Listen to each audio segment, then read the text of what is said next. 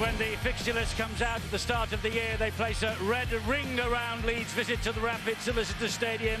It's that special. Will it be a red letter day for Wakefield? Unbeaten so far under new coach James Webster.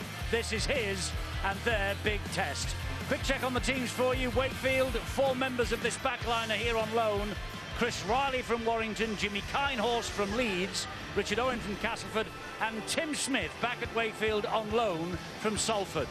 2 former Leeds men in the forwards, actually 2 of 6 former Leeds men in this Wakefield side tonight. Paul McShane and Nick Scruton. Raleigh returns after missing the last 8, and the veteran Lee Gilmore is yet another player here on loan from Castleford as well. No Danny Kermond, the skipper's out injured, and that's a blow.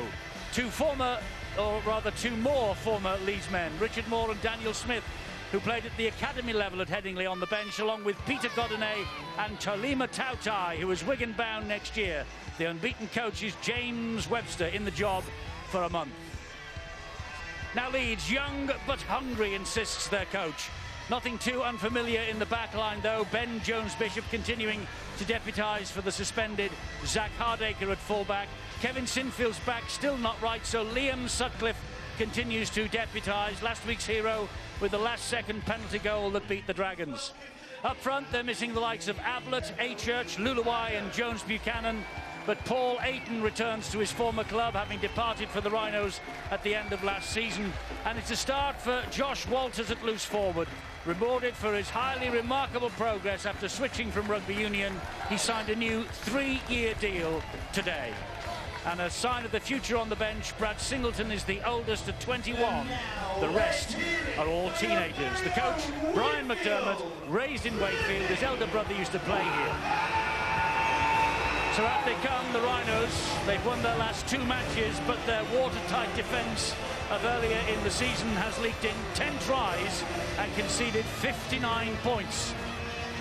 Well, Wakefield and Leeds, barely a good bike ride apart. It's always a season's highlight here. And a month after Richard Agar vacated the hot seat, the Wildcats look to have secured their Super League status. A win here would put them 4 points behind Widnes with 8 games to go, and they play Widnes here next Thursday night. So, who is up for the challenge? The Wildcats or the Rhinos? Leeds out on the field, Wakefield about to emerge. Steve-O, this is one of their biggest nights of the year. Certainly is, and Wakefield, they are fully aware of the problems that Leeds have tonight, but they cannot be complacent. They realise that they've got to get into their faces. Their new coach, James Webster, still to have a defeat against his name, but they know they've got to get into the faces of this Leeds outfit. If they can just push them and apply the pressure, there may be nerves aplenty tonight. Well, it's a big night for some of the young players out there on show, and a big night also for Barry McDermott, who is the former head of youth development at Headingley. Barry, 10 of your former pupils lining up tonight for Leeds Rhinos against the Wildcats. It's an amazing night, and unlike everybody else, I take great pride and pleasure in seeing the young players involved in our game, and it's 7 in the blue and amber of Leeds and 3 over there at Wakefield. So yeah, I'm looking forward to the game. I realise, just like everybody else, that if Wakefield can get off to a good start, handle the starting team of Leeds Rhinos with a young bench, that could be the key to some kind of victory for the Wildcats. We'll see. Matt Thomason is the match referee tonight. He blows the whistle. The kick-off is into the arms of Ryan Hall. And here comes Jamie Peacock, typically up the middle, taking the first tackle of the match. And Ayton with a scampering run from dummy half. And that's good to see, because that's the one thing that Leeds over the past 4 or 5 weeks. They certainly have missed that someone that creates a bit of problem that jumps into dummy half. Bailey to his feet, plays it again to Ayton. Here now is Brett Delaney. Leeds top tackler in 2014, Delaney, by the way. 511. That's incredible. Peacock into centre field to Bailey again. The forwards driving the ball up the middle, getting the Rhinos over the halfway line. Of course, top of the table beckons tonight for Leeds if they can win here. St Helens not playing tonight, they're playing over the weekend. And so now, what have Wakefield got in response? That's Richard Owen. We used to see him in the Castleford colours. Here he is on loan at the Wildcats in 2014. It wasn't a bad kick from Leeds, and the chase was good, but good work there by Richard Owen. Got himself in a pretty good position. Andy Raleigh carts it forward for the Wildcats. He's missed the last 8 matches. It's only his 7th appearance of 2014, this, for Andy Raleigh. No doubt he'll be feeling the pinch a little bit later on. The bearded Paul McShane gets the ball away to Danny Washbrook.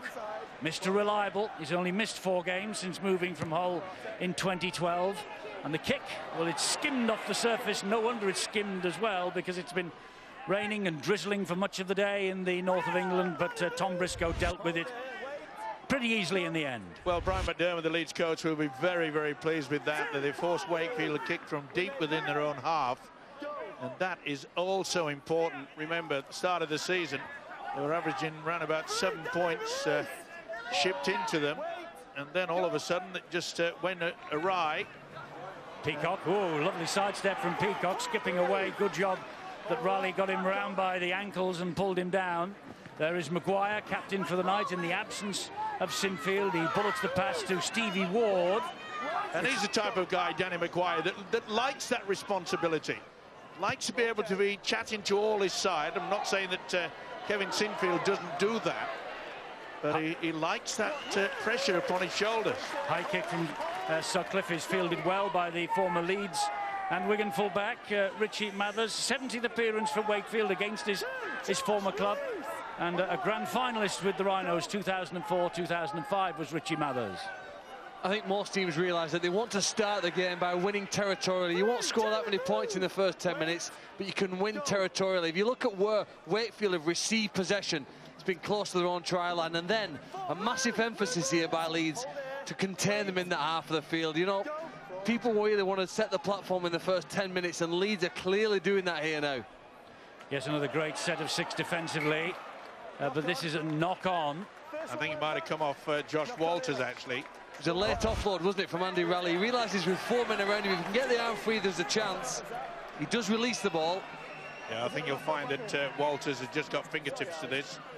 And that should be head and feed to Wakefield quite clearly. But he's given, at the moment, the head and feed to Leeds, the referee, Matt Thomason. I think I'm right in saying, Stuart, I saw that hand come up and point Leeds' way. Yes, it did initially. It's confusing me a little bit, because the touch was calling for a Wakefield ball. They've got a Wakefield ball, yeah. Here we have Smith. Tim Smith feeds the scrum. Let's go down to Bill for early news. Eddie, it's just a word on Kevin Sinfield. Of course, he's one of several absentees from this Leeds Rhinos side. There he is on the sidelines. Jamie Jones-Buchanan, Zach Hardacre alongside him. Just 3 of the players missing for the Rhinos tonight. Kevin Sinfield was due to play, but he just pulled up yesterday in training, feeling a little bit sore. He's got a bit of a back problem. Thought he was good enough to play. Got here this evening. Brian McDermott, the coach, is sitting on the sidelines this evening, decided it wasn't worth risking him. Big call given the other absentees. Probably 9 first-choice players absent, and a lot of first-team experience in that number. Yes, there is. There's a lot of salary caps sitting on the sidelines for the Leeds Rhinos. That was a slip, though, by Lee Gilmore. He gets up, though, plays it to McShane. McShane then to Tim Smith, and he puts the ball in the hole. And this is a driving run coming in here now from Scruton. Former Leeds prop forward. Here is Sykes. He just slips on this really greasy surface. And Tim Smith moves across to the right-hand side and gets the possession, skips through 1, almost skips through 2. And here comes the last tackle now. They're right underneath the Leeds posts here are the Wildcats. McShane with the kick. It was a nothing kick, really. I don't think anyone else read it, but that's good defence from the Wildcats. They bundle him over the line, Ben Jones-Bishop. It's a goal line dropout coming up. Yeah, not the best from Paul McShane, but it came up all right. They got the trumps in the end. Oh, that is great. Well, Tim Smith's offside on that play. He was in front of the kick, and he was the one that pushed him over the line. That should have been a penalty in front of the post. Well, Wakefield, Phil, using the same formula, trying to buy some possession and position. It was a scuffed kick, and you're right, a good reaction from Wakefield, but illegal it looks. Well, the players are slipping and sliding all over the place. That's Nick Scruton again. And it was his big run in the build-up to that allowed him to get into a very good position. Raleigh now. So important that Wakefield just settle. Do not panic. Don't try to be too clever. Here's Tim Smith. No coincidence, I think, that he has returned to the club 3 games ago, and the Wildcats have been unbeaten since. Now, Gilmore must have been chomping at the bit. Lee Gilmore. He's from his 6th Super League club. This is Paul Sykes, more experience there. Gets a great offload away to Danny Washbrook. Washbrook, though, running laterally, and Peacock collars in. Well, Washbrook was looking for someone to come short for the pass, and no one anticipating that. That's great defence, Joe Moon. Yes, Matt Ryan was looking for something down the right-hand touchline. Here we go with the last tackle here for Wakefield. Can Tim Smith's kick produce anything for them? Looking for Reece Lane. The ball bounces off a couple of heads, bounces everywhere. It's play on, because this is McShane. He gets it to Lynn, and Reece Lane gets the ball back, and this could be a try. He'll go upstairs. Chris Riley. He's got to go upstairs to this. He's got to make sure that the foot did not hit the whitewash, and that's what Matt Thomason is going to do. Well, it's a decision, as you say, Steve, about whether he was in touch before he offloaded the ball. It's a really difficult call, this, for any touch judge. The call live in play was that Sykes was offside, but I think he stays well out of play, so it won't actually be of any importance. He's 10 metres away. He's back on side now, so it's play on. As I was saying, it's a difficult call for the touch judge, this, to see when he releases the ball and when his foot goes into touch. So I can totally understand why he sent this upstairs. The point when he releases the ball, he must be in the field of play, so he can't touch the line at all. So it's difficult to see which is his foot on that one. Yeah, I think Does he release it? It's the one with the ankle socks on, really. And there is his heel on the line, just a fraction of a millimetre. Boy, this is close, isn't it? Yellow. Here it comes. There it is. Is it there? Is it? He released it. Play on, it's a try. I think his foot might just be touching the line there. Yeah, as he only releases just. the ball. Yeah. It's only by a blade of grass, isn't it? It is. Hasn't he done well, Reece Lynn? Because Tom Briscoe's one of the strongest players in the Leeds team. And manhandles him out off the island. Well, they're not looking good at the grounding. No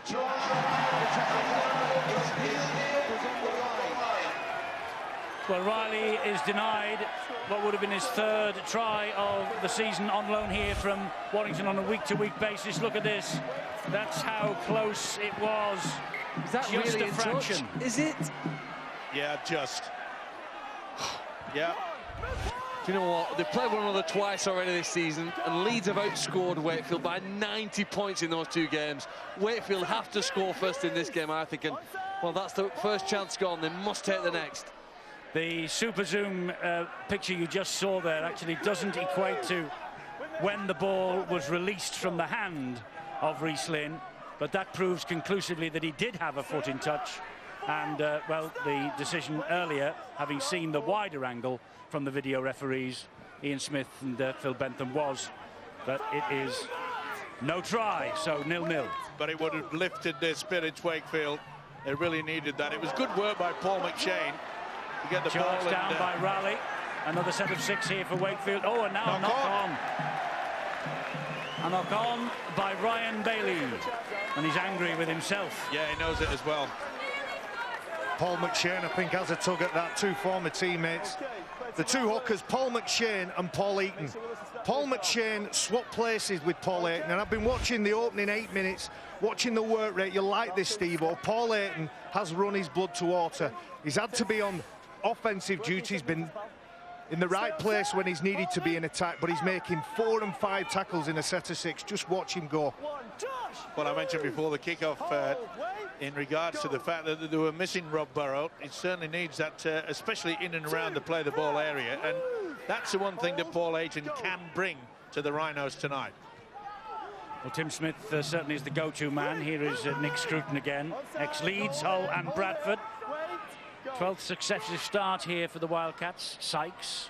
There's a lot of experience out there in this Wildcats lineup tonight. Gilmore is One of them, 399th Super League appearance for Lee Gilmore this evening. There's a big problem, though, for Nick Scruton, the prop forward. He's receiving treatment in the back play, but they're hoping he can run it off, but you can see that he's limping very badly. The physio puts the thumb up, though, so that means that he's A-OK to carry on for the time being. High kick here from Sykes, well claimed it was by Ben Jones-Bishop. Yeah, there was a lot of traffic there. Air control was in and around him, but he certainly landed the plane. Well, the pressure from Wakefield. And it was a neat little kick, wasn't it, from Paul Sykes? But a great take. Eyes on the ball at all time. Wonderful from Jones-Bishop. Coming up to 10 minutes then, 0-0 here, 0-0 in tonight's other match as well.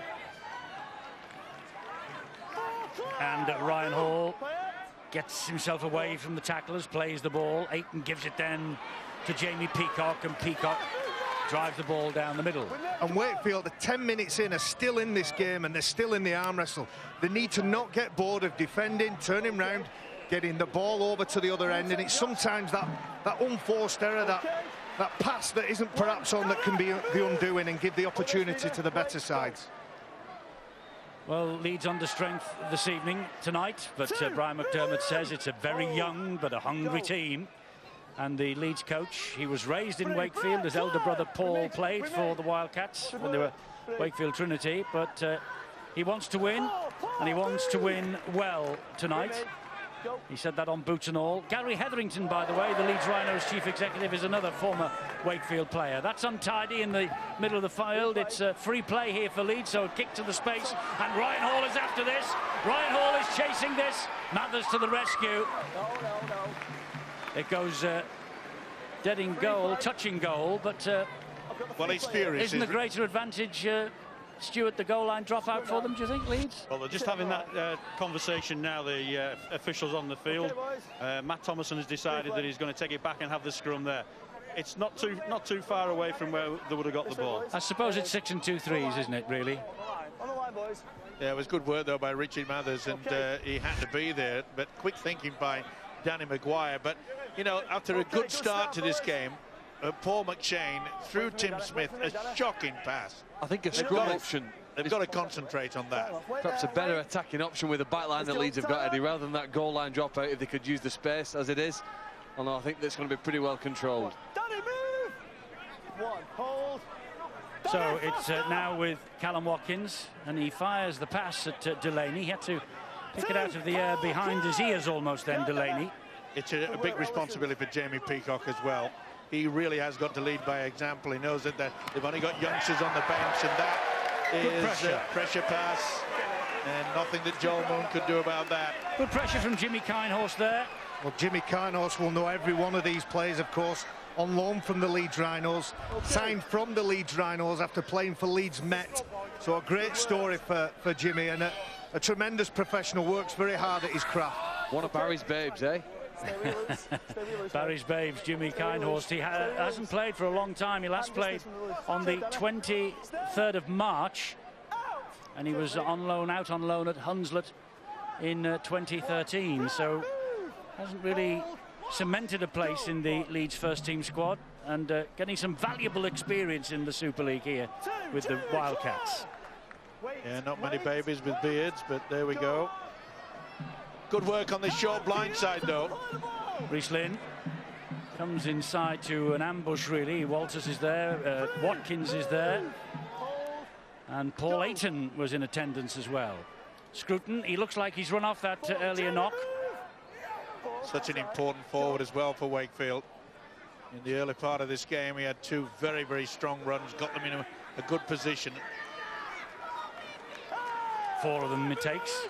This to is where hold you that need particular run from Washbrook. This is where you need to quick play the ball. They've gone early. Nice read by Ben Jones-Bishop. Yeah, good position, good work as well here by Ryan Hall. It's a good point to make, that. Danny Washbrook chose to stay and wrestle.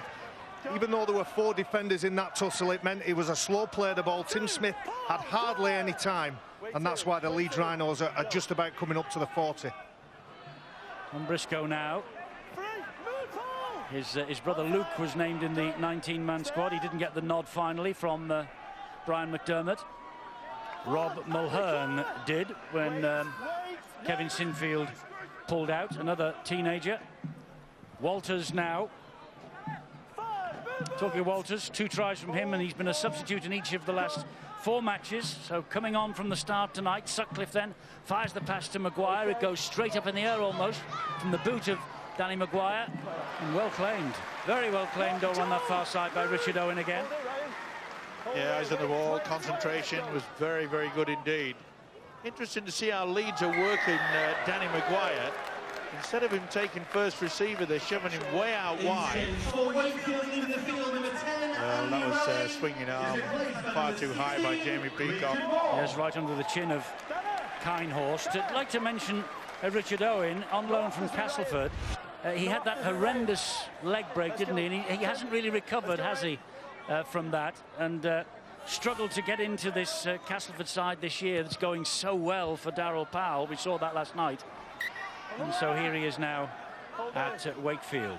6th in a row for him tonight on the wing, Richard Owen. 15 minutes gone, it's 0-0.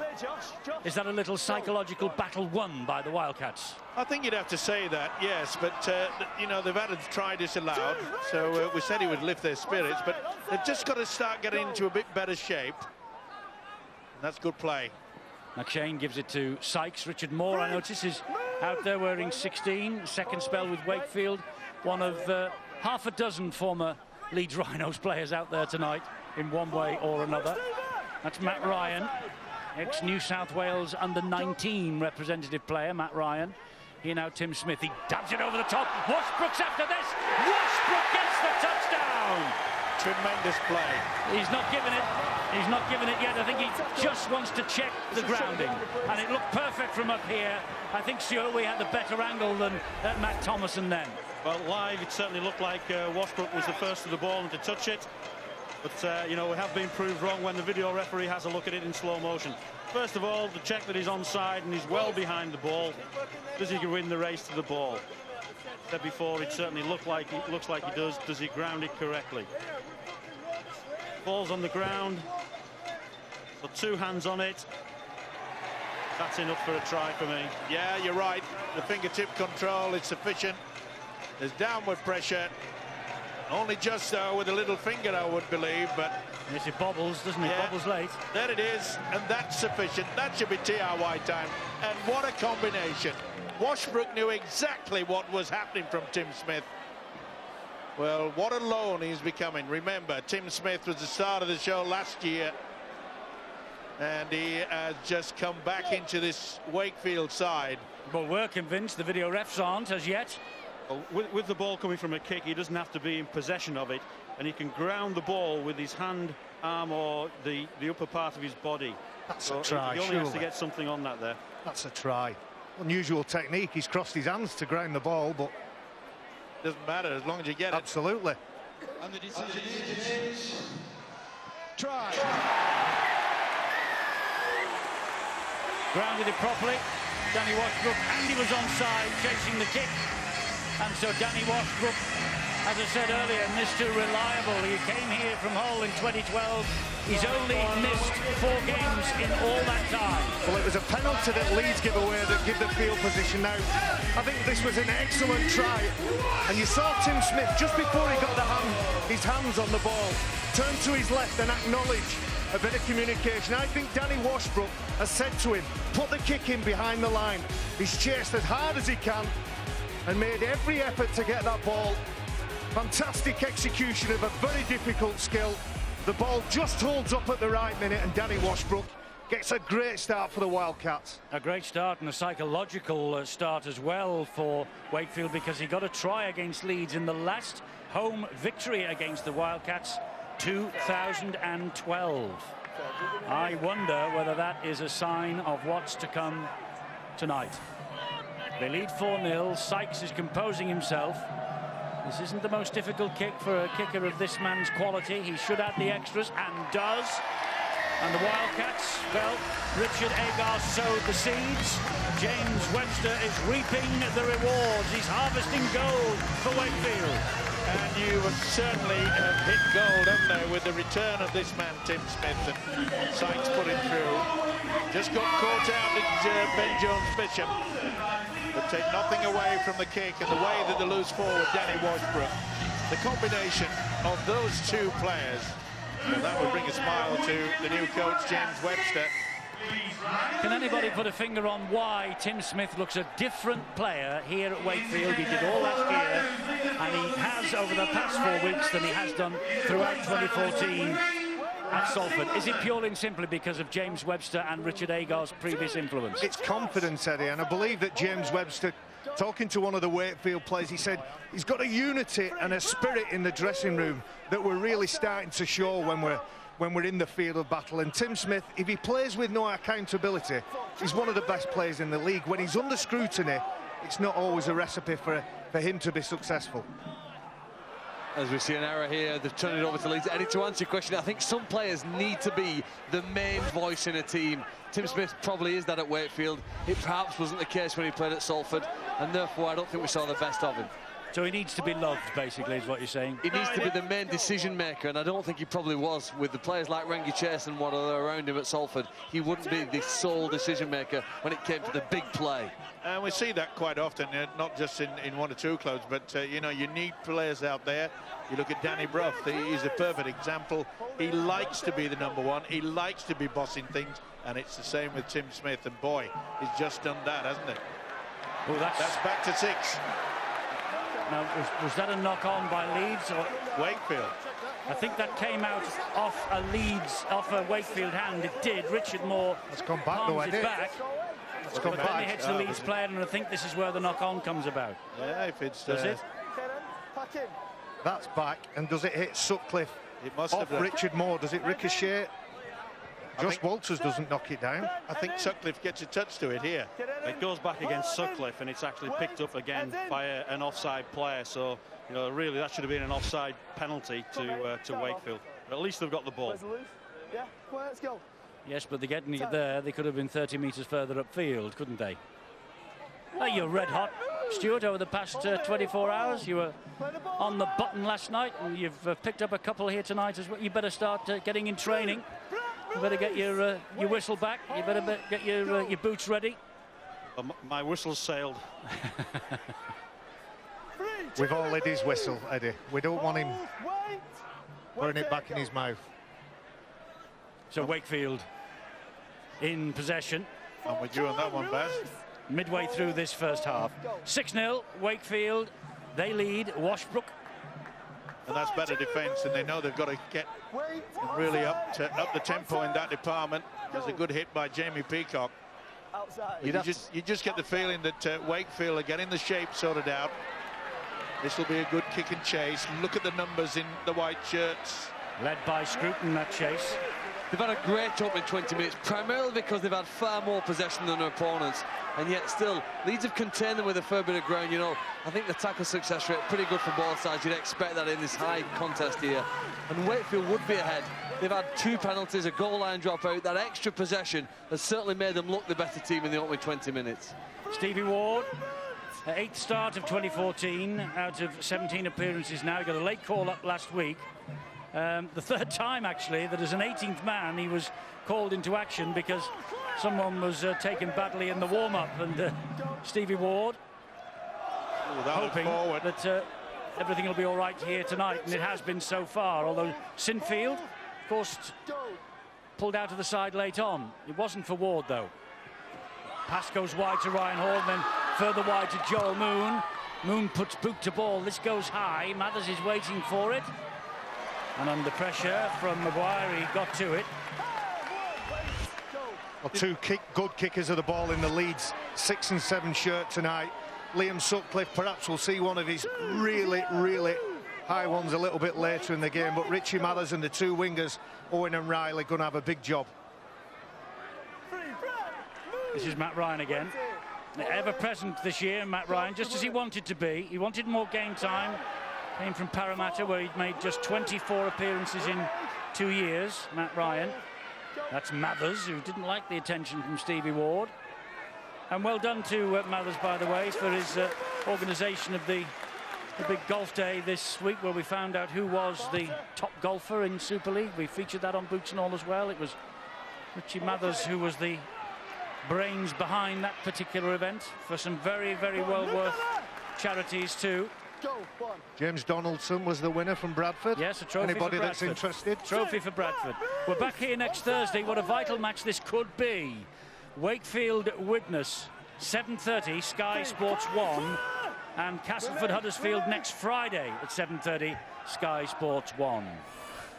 Walters will take it forward for the Rhinos. That could be a crucial game, Steve-O, in the top 8 battle between the Wildcats and the Vikings. Yeah, it's all hotting up, isn't it?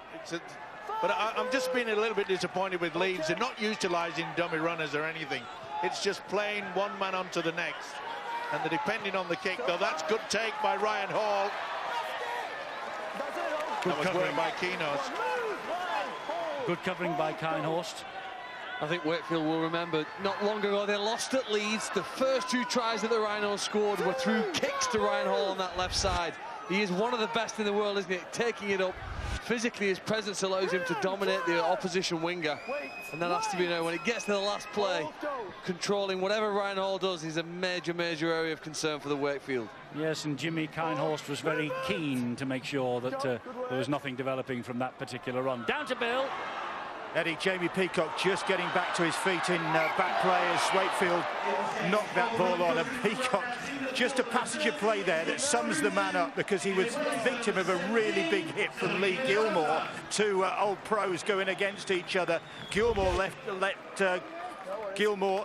Peacock know he was there. Jamie Peacock got up hobbling, limped across the field, and then before you know it, he's throwing himself into the next tackle as though he hasn't suffered any problem at all. He is an ultimate warrior, I reckon. Yes, he is. When you consider that Jamie Peacock was the man of steel in 2003, and here he is still leading from the front. We had a shout in the build-up for Joe Westerman as a man of steel 2014. I think Jamie Peacock might run him quite close. He's the man of steel this year, without a doubt. He puts his body on the line consistently each and every week, and it's not just what he does when he's in attack. He flings himself into defence for Leeds Rhinos, and for a modern-day prop to play virtually 80 minutes every week as we see the Rhinos make a mistake. Stevie Ward just fumbles the ball. Yeah, and again, you know, this Leeds outfit are quite happy just to pass it along the line, but no one's talking, no one's trying to dummy, go in through the gap, try to confuse the Wakefield defence. Listen, I'm not saying which side of this argument I'm on, but Jamie Peacock is 36 years of age. You would think that there might be some young guns coming to threaten him as a possible man of steel. There will be, but not this year. Steve, I'm sure you'll agree with him. He's been outstanding in every game, Jamie Peacock. It's a long way to go, Baz. Long way to go. There's a man just come onto the field with a white shirt, number 17, who is expected here to have the same impact that Peacock's had in the opening part of this game. Wakefield have used Tautai really with a massive impact. And when he gets the ball, he's supposed to make a difference here now then. Is he able to do it? It's his second run here in 6 tackles. He's taking it forward, defenders forward with him. By the way, on that Jamie Peacock point, I'm not saying that's my view. I'm just acting as devil's advocate. Yeah, there's been before you all get upset. Yeah, look, there's been plenty of stars, and he won't be upset. James Webster, he wasn't too impressed with the kick through. He thought it should have been dribbled into the in-goal area. I think Elliot Whitehead deserves a shout as well. He's been pretty good in the Catalan side, along with his other back row partners, Ed Tyre. So plenty of people, plenty of players to choose from, Eddie. I'm with you. Yeah, thank goodness I haven't got a vote. This is Brad Singleton, knocked on. Under pressure from Peter Godinez, the Samoan. Well, it's gone from bad to worse, isn't it, in regards to the Leeds Rhinos. Lost control of it, simple as that. It has been raining, to be fair, this afternoon. And you see a little shake of the head from the experienced prop forward Jamie Peacock. They just cannot seem to get into any time of form at all, the Rhinos. They're completely off the pace. And I wonder whether Brian McDermott, you know, should send the message out and say to Danny Maguire, look, let's force Liam Sutcliffe to take control and see if he can create the link to make the first break. 6-0 Wakefield, 27 minutes gone, 13-2 half-time. Here he is, Tolima Tautai. The Samoan international who's off to Wigan, 2015. This is a penalty for obstruction. And Tim Smith looks bemused. I think he's claiming that he's caught the ball on the wrong side there. He's caught it and gone round the back. The point about it, Stuart, is there was nobody there to make a tackle. Well, that's the other judgment the referees have got to make. It's Danny Washbrook, isn't it, who's actually obstructed a Leeds player, Eddie? Well, he's got ahead of him, but, you know, there is the depth thing. Watch the next one. Watch the next one. Keep watching. Boom, there. Yeah. Oh, well, 13, White, 13. Tex okay. Okay, We'll accept that one. We wouldn't accept the first. Yeah, I think he'd already blown before that one. I think he had. I think he had. You're right. He had blown before that. So it leveled itself out. But Leeds have got to start realising that this just effort and trying to barge through, oh, this will be a help. Yes, it's a penalty to Leeds. The first, isn't it, after 28 minutes? Yes, the second for Leeds. 2 penalties apiece. Well, Eddie, you see Paul Ayton taking that ball. Both Paul Ayton and Robbie Ward on for Leeds, so 2 hookers on at the same time. Yeah, there's Robbie Ward off the ground, gives it to Maguire. He then finds Ben Jones-Bishop. 90-metre try last week against the Catalan Dragons. Well, they really did play their get-out-of-jail card. Here's Robbie Ward again, finds Maguire. Back it comes here. This is good running. Watkins, that's a good tackle. That's an excellent tackle, actually, from Reece Lynn. And here is Chris Riley. And that's the 0 tackle. The referee says play on. Yeah, great work by the centre, Reece Lynn. He went very, very low. He tried to offload, and yet another error. It was impossible to try to get that ball away. They're just not getting into the groove at all of the Rhinos. There's Lee Gilmore. He's another 36-year-old out there on the field. Seems to have been around as long as Super League has been in existence. The 2 of them, Gilmore and Peacock. Yeah, and both of them have given great service to our game, haven't they? Godinez finds Tim Smith. He's gone for a 40-20 effort here. Has Tim Smith. The ball bounced the wrong way for him. Ben Jones-Bishop picks it up. Great chase. Very good chase. But just look at the work. Sorry, Eddie. Look at the work that Ryan Hall did. As soon as that ball was in the hands of Ben Jones-Bishop, he made himself available. He's making himself available now. The back 3 for Leeds Rhinos, with Tom Briscoe in there as well, are as strong as any forwards in the game. They start that momentum. 6 apiece at the KC Stadium. The Black and Whites against Warrington. That was a good run, though, by Robbie Ward. That's the reason why Brian McDermott has brought him off the bench. He knows that he needs a little bit more enthusiasm. All the tries from this round of Super League every Monday. This Monday, 6:30, Sky Sports 2, and then there's a royal rout breaking out at 10 o'clock, Sky Sports 2 on Tuesday. Super League back chat, and then we'll bring a semblance of order to events on Wednesday for Boots and All. Well, it'd be a row. I wouldn't say it'd be royal. That's a high kick. That's a good one as well. Oh, it's come up. Spilt it as Smith. That's one of those kicks, Steve. Richard Owen it was. Richard Owen who spilled that. Oh, that was a bit of a swinging arm by Sykes, wasn't it? It looked it. Sutcliffe looks at the referee, says, how about that? Here is Robbie Ward. Yeah, he felt it as well, did young Sutcliffe. I was going to say he flung that ball away, but it's deemed to be that Mathers pinched it. Oh, a bit of an elbow going in.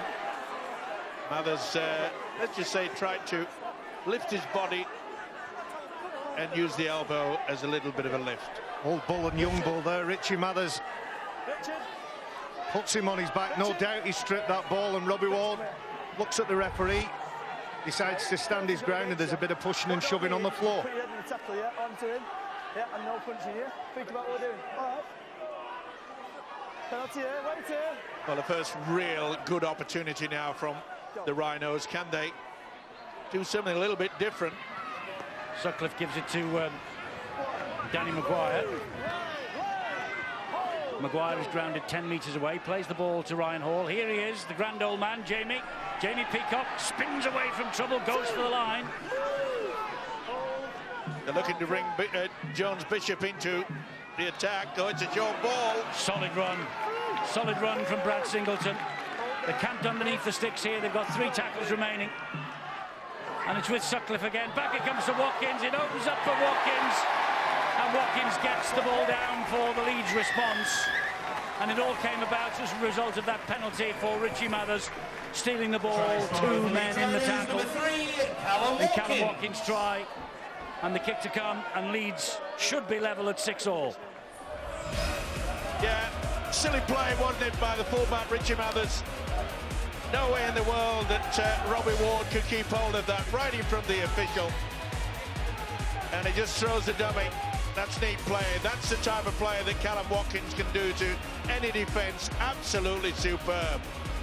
Well, Callum Watkins knows that Chris Riley will have eyes for his winger. He just shows that ball. Kevin Sinfield, Jamie Jones-Buchanan, Zach Hardacre and Rob Burrows in the ground somewhere. Electric backline it is. It all came from that towering kick. Higher than Blackpool Tower, the kick that Liam Sutcliffe puts in. Here we go. Richard Owen has an impossible task of catching it. Great kick from the young man. Well, Callum Watkins, he scored a try here in that match in July 2012 as well that Leeds lost. So we've got Washbrook scoring for Wakefield that day when they won it. He scored tonight. We've got Watkins scoring here tonight.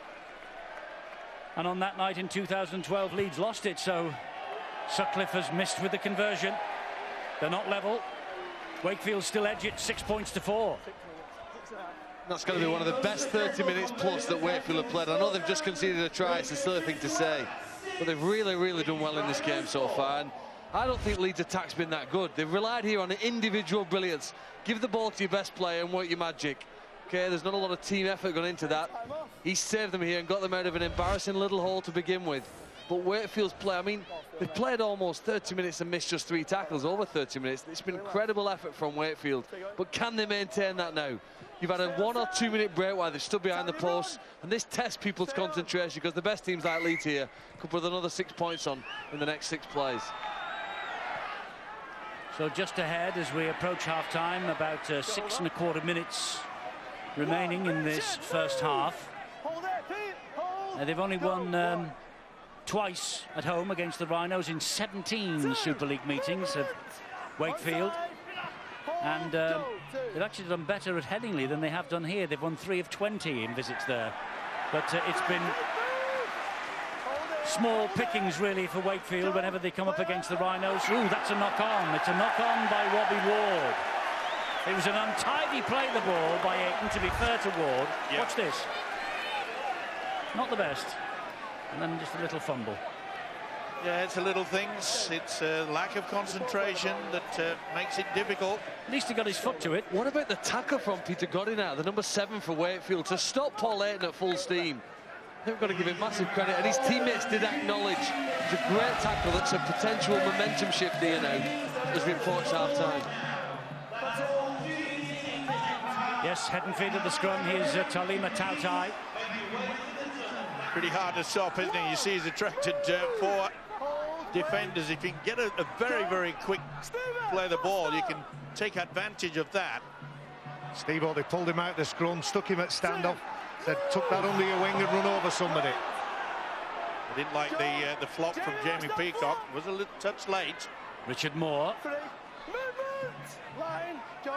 Now then, will they opt for another kick from Tim Smith? Remember, it brought about the try for Washbrook. Sykes, 12 metres out. Here's Smith, gets the ball wide to Mathers. That's great defence from Joel Moon. Terrific defence. We'll come back this way again with Smith. He called for that. Kick to the corner, looking for Chris Riley. Oh, but Riley got a hand to it, knocked it dead. Another chasing kick, wasn't it? He really is very good in that department. Got the opportunity. Chris Riley would have needed a stepladder, I think, to get above Tom Briscoe. Well, there was some urgency from Briscoe there. He caught the ball, regathered it, sprinted for all his life to tap the ball, and then made it really difficult. And, look, and again, I was talking about the hard work from Ryan Hall and Tom Briscoe. These players aren't just employed to score tries, they're employed to do the hard work as well. Well, we said before the match, didn't we, that if this was the night for Wakefield, they wouldn't get a better opportunity than this with all the injuries that Leeds have got at the moment. Yeah, and they've had their chances, but they're playing well, by the way, Wakefield, they are. They're certainly more constructive from what we've seen from their opposition. But Leeds, they're getting the shape back. Words from steadiness. Words from McDermott and Webster on the way at half-time, though, to the two sides, of course. Here's Riley. Began the season at Warrington, Chris Riley, didn't he? He played in the first game against St Helens, which Warrington lost badly, and well, then the taxi was warming up on the car park, and Chris Riley came across to Wakefield. Richard Moore's off. 3 minutes to half-time. 6-4, Wakefield ahead. Here's the Wakefield try-scorer, Washbrook, battling to get his arms free. Could have slipped the ball then, and Sykes just might have been over the line. Godinez finds Tim Smith. He just drops the pass off. Will he go for height? I think he might. No, he's gone into the corner. Safety first. Oh, well stopped. Yes, very well stopped by Briscoe, and he finds Ben Jones-Bishop with a good pass too. Here goes Ben Jones-Bishop, 90 metres last week. He's on his way again. He's got the legs on Gilmore. He's in, is Ben Jones-Bishop. And Leeds will take the lead in at half-time. Well, it's a carbon copy almost of what happened last week against the Catalan Dragons, and Lee Gilmore left in the wake of Ben Jones-Bishop, blowing for tugs, really. He went from one end of the field to the other last week against the Catalan Dragons at Headingley, skirted down the touchline. He's done exactly the same again here. Well, here was the kick into the corner. Briscoe did exceptionally well, but you can see how Wakefield just hung off. And Ben Jones-Bishop, now watch this. He looks so casual, but he knows that he's got Gilmore easy. It's as though you'd think he wasn't getting into top speed, but it's so effective. And they couldn't get anywhere near to it. Just get that rhythm. As you see at the Athletics, the way that these athletes run and get that rhythm going and the momentum, there was no way that Lee Gilmore was going to stop this guy. Yes, he glided across the surface, Ben Jones-Bishop. As this season goes on, you get the feeling that Leeds just might miss him next year when he's at Salford. He's a class act, and Salford have got a great player coming. And they've got a couple of great players coming at Salford, haven't they? Kevin Locke is poised to make his debut, we're told, on Sunday at Huddersfield. Sutcliffe has missed with 2 shots, but Leeds are ahead by 8 points to 6. Well, the credit must go to Tom Briscoe for having the vision, having the confidence to be able to throw that pass into the path of Ben Jones-Bishop, who still has a lot to do. And if Wakefield want to stay in this game, they need to make sure they transition. In other words, when they kick the ball, the defensive line is intact and not give opportunities. I think they probably thought that Tom Briscoe would just stick that ball under his wing and take the tackle. Little did they know a pass would come, and Ben Jones-Bishop would race 60 metres to get another 4 points for his team. 10th game of the season for Ben Jones-Bishop. We've just seen his 10th try of the season. Yeah, well taken, but James Webster, the Wakefield coach, will be very disappointed by the defensive display by Tim Smith there. You know, Tim Smith should have come further in and tried to block, but he allowed the gap to appear, and the fullback, Jones-Bishop, took full advantage. Oh, here's a chip over the top looking for Ryan Hall. The bounce. Oh, well, it beat him. But they knew they were getting towards half-time. In fact, there is the half-time siren. They thought they'd take the risk, and Hall just couldn't get to it. But Ben Jones-Bishop certainly got to the line just a few moments ago to give Leeds the advantage. And maybe it's just a little bit of fatigue that set in on Wakefield, because they coped really well for over half an hour. They led 6-0, but between the 32nd minute and half-time, Leeds have pinched the lead.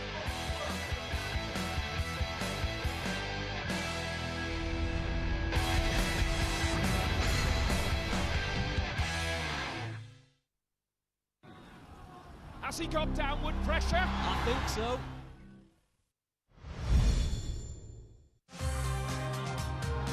There it is. Well played, Joe Root. Just look at his eyes. Time to savour the moment. man is at the top of his game. Jordan gets a wicket in his first over. England versus India. What a fantastic test match. The first of 5 test matches. Coverage sponsored by Hardee's. Wednesday 10 a.m. live only on Sky Sports. Here's something new for Sky TV customers. Now you can watch all your favourite ITV channels on Sky Go, including ITV Encore, a brand new channel dedicated to great ITV drama. Nice. Yeah. So whether you're here, there, or anywhere, now you can watch all your ITV channels anywhere you like at no extra cost. Only with Sky Go. Sky. Believe in better.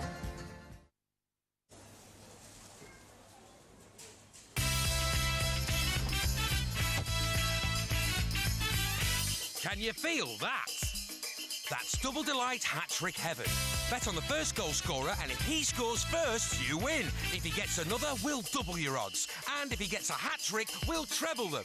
If you love football, you'll love a bit of Betfred. Sign up now for no deposit, £10 free bet. Exclusively on your mobile. Buckle up for an intense and powerful ride. I'm not hijacking this plane. I'm trying to save it. Liam Neeson, non-stop. Buy it now. A low price usually means there's limits to what you get. Well, not anymore. PlusNet are making a stand. Right now, get totally unlimited broadband from just $3.49 a month for 12 months when you take line rental. Now that's a deal. Now that's how you do unlimited. Be quick. Offer ends 8th of July. Call 0800 028 8888 now. PlusNet will do you proud.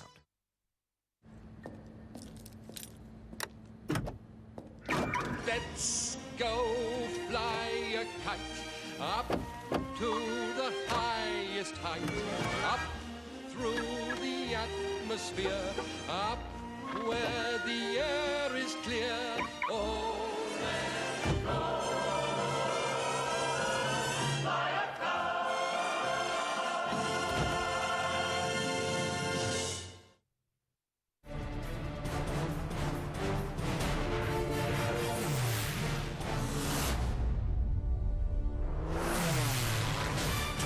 Pilots, 8 races, 1 world champion. Red Bull Air Race World Championship, Ascot, August 16th and 17th. There's nothing nicer than waking from a great night's sleep. From the warm burrow of a luxury king-size Hypnos bed, floating on over 1,000 pocket springs. What could be nicer than that? You can always rely on a Premier Inn for a great night's sleep, wherever you are. And there he is, the driver who's not driving. He guides you with subtle gestures. Your roof handle grabber. Your pre-braker. You all know them. Now, it's time to say goodbye to them. Drive confident.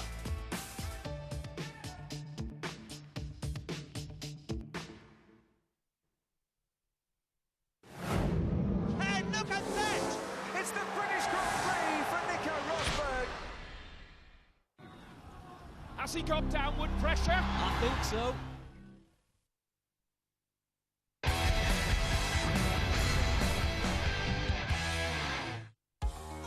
You know you're always going to see a great contest. There's going to be a lot of physical energy on each other. They're going to be hitting each other. People describe rugby league as a contact sport. I think it's more of a collision sport.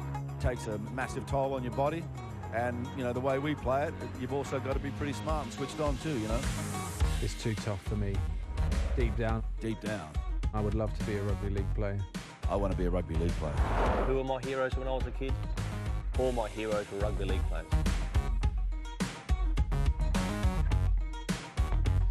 All the celebrities love the Super League, and we had past winners there of the British Grand Prix, Mark Webber, and we had past winner of the Tour de France, Sir Bradley Wiggins.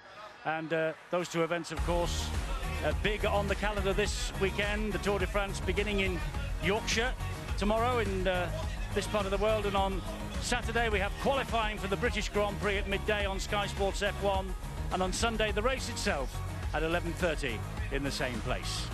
Massive weekend of sport in this particular part of the world, and at the moment Leeds Rhinos are ahead by 8 points to 6 in this first utility match here at the Rapid Solicitors Stadium. Watkins and Jones-Bishop with the crucial tries after Wakefield had taken a 6-0 lead, and they worked really hard for that 6-0 lead as well. Ryan McDermott just making a few pertinent points to this young and hungry team that he's got under his control tonight. And no doubt, well, he'll try and say the right words to give us a different Leeds Rhinos team in the second half. We shall see. Let's have a look back at the first half. Brian and John. Yeah, thanks very much, Eddie. You said Wakefield had to work so hard to get into a 6-0 lead. You're absolutely right.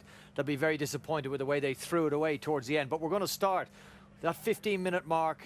Danny Washburn crosses over and would have given Wakefield not just the lead, but a tremendous amount of hope, John. Yeah, and it was building towards that first try, wasn't it? I thought Wakefield did much the better of the opening exchanges. Very unlucky that Riley's try was disallowed. Yeah. I mean, that was a whisker from being in play. So Danny Washburn scores the first try. I'm going to be ultra critical here of some fullback play, because I think Ben Jones-Bishop's a quality player, and his position in terms of where he follows the ball is very good. I just think on this occasion he's got himself too shallow. Now the guy who's taken advantage of that and has seen that already is Tim Smith. You look at Tim Smith calling just very quickly, and he's already calling the play. He wants to know what the play's on. But this is Ben Jones-Bishop. He's only a yard off in his own 15-metre area. That's where I think he should be. He needs to be a yard off and a yard to the side, and that becomes important later on, because at the point of the kick, just here, Ben Jones-Bishop has now not just got to get sideways, he's got to get himself back, and it's that extra time. It's only half a metre and half a second, but ultimately that's all Danny Washbrook needed. He kept himself on side very well. And look how close he was to that. Really only Danny Washbrook chasing. Is there an argument to say that perhaps Tom Briscoe could have done a little bit better coming from his wing across to cover that ball as well? It's a difficult call, because he's obviously got to look at what Tim Smith's doing as a kicker. He's got to look at what his own centre and wing are doing. But yes, they operate as a back three, don't they? So if he sees that Ben Jones-Bishop's tied in, then perhaps he maybe would have stolen a yard. That consideration for him. But it all happens so fast. Leeds Rhinos cut out defensively there. You would know that if Wakefield wanted to get anything out of this game, they would have to be very good defensively, John. And we saw an example of them doing a great job as well defensively. Yeah, I thought the Leeds Rhinos, they're one of the best attacking teams in the league, and they're going to offer you this shape and better than this shape throughout the afternoon, throughout the evening, and it's up to the Wakefield defence to get themselves organised and to repel that. And in this occasion, I thought they did very well. I'll slow this down just slightly as we see this Wakefield defence. Concentrate on the Wakefield defence. Look at the options that Leeds Rhinos have got. They're trying to get who on the ball, John? Well, it's all designed to get Callum Watkins one-on-one with someone, because he's the footwork he's got. He carries the ball in two hands, and it entices that winger to come in to put his winger away. So that's what it's designed to do. I think they deal with this very well. So Callum Watkins is the lead runner. Reece Lynn's made an early call, but he's made the right call. It's going to take repeated efforts in defence of that quality to keep Leeds at bay and to stop Leeds from taking the 2 points. That was Paul Sykes faced with Callum Watkins running straight at him with protection either side. We saw shortly after that Paul Sykes isolated again with Callum Watkins running at him, and with no help either side, he was exposed by one of perhaps the best centres in Super League, John. Yeah, and here's the but. It was going to take repeated efforts of great quality defence. Unfortunately, we go 5 minutes further on in the game and they fell short. But it was well worked by Leeds. Let's have a look at the play before, because I think Danny Maguire's ball here to Singleton really attracts a glut of players, Wakefield players around there. And then by the time the start of the play goes, you just look at these Leeds players, all set up. There's 6 viable play options there off the play the ball. And when we get out to the key point and we can try and show you all the Wakefield players, there's only 4 on that side. They're on a hide into nothing, and it's Paul Sykes that they've worked on.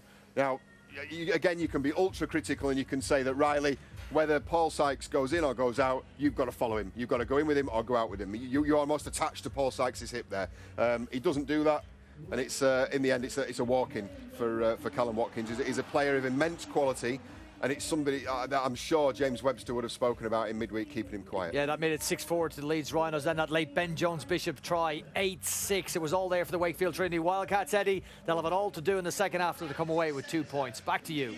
Thanks, Brian. We'll see. And an important moment during half-time for Steve Ball, who is the General Manager of the Rugby League Benevolent Fund, and on the left-hand side of the screen there, David Hinchliffe, who is has been the MP for Wakefield for many, many years. £1,100 going to the Benevolent Fund, and it's royalties that David has donated from his book, They Walked on Water, the story of the 1968 Water Splash Challenge Cup final between Leeds and Wakefield, and the Benevolent Fund benefiting because of that. Great gesture by David Hinchliffe, and gratefully received by the Benevolent Fund, who does such fine work for all the former and present players who have hit on hard times.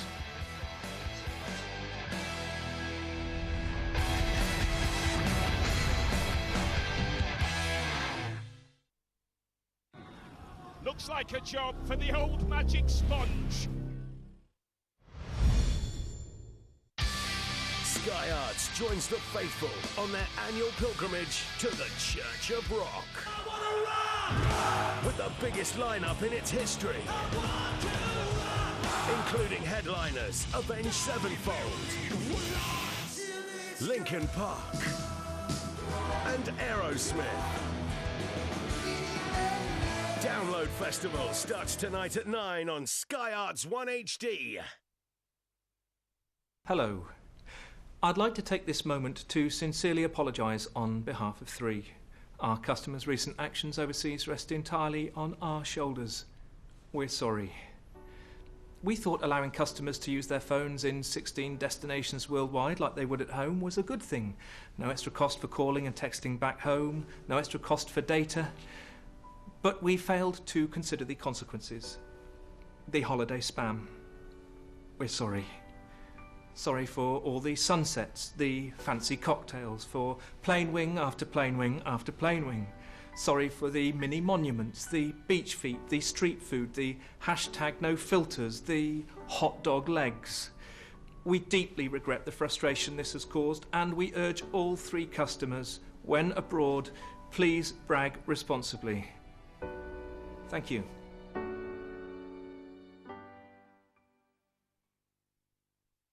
Buckle up for an intense and powerful ride. I'm not hijacking this plane. I'm trying to save it. Liam Neeson, non-stop. Buy it now. Itchy, flaky scalp. T-Gel Anti-Dandruff Shampoo helps eliminate dandruff starting after just one use. T-Gel Anti-Dandruff Shampoo from Neutrogena.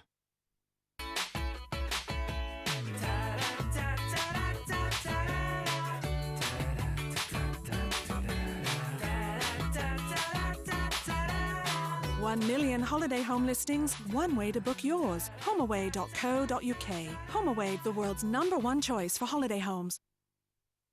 Look up ambition in the dictionary and you'll find this face screaming back at you. He's a man with a 10-team accumulator. It's why he backed Coventry to win away this weekend and thinks nothing of risking his collarbone. Idiot. On shots like this. Respect. Who wants to score a tap-in anyway? Join in with the new Ladbrokes app. As a Sky TV customer, while the family enjoy the big screen, you can keep up to speed on the small screen. Nifty. Sky Go, available at no extra cost. That's the Sky difference.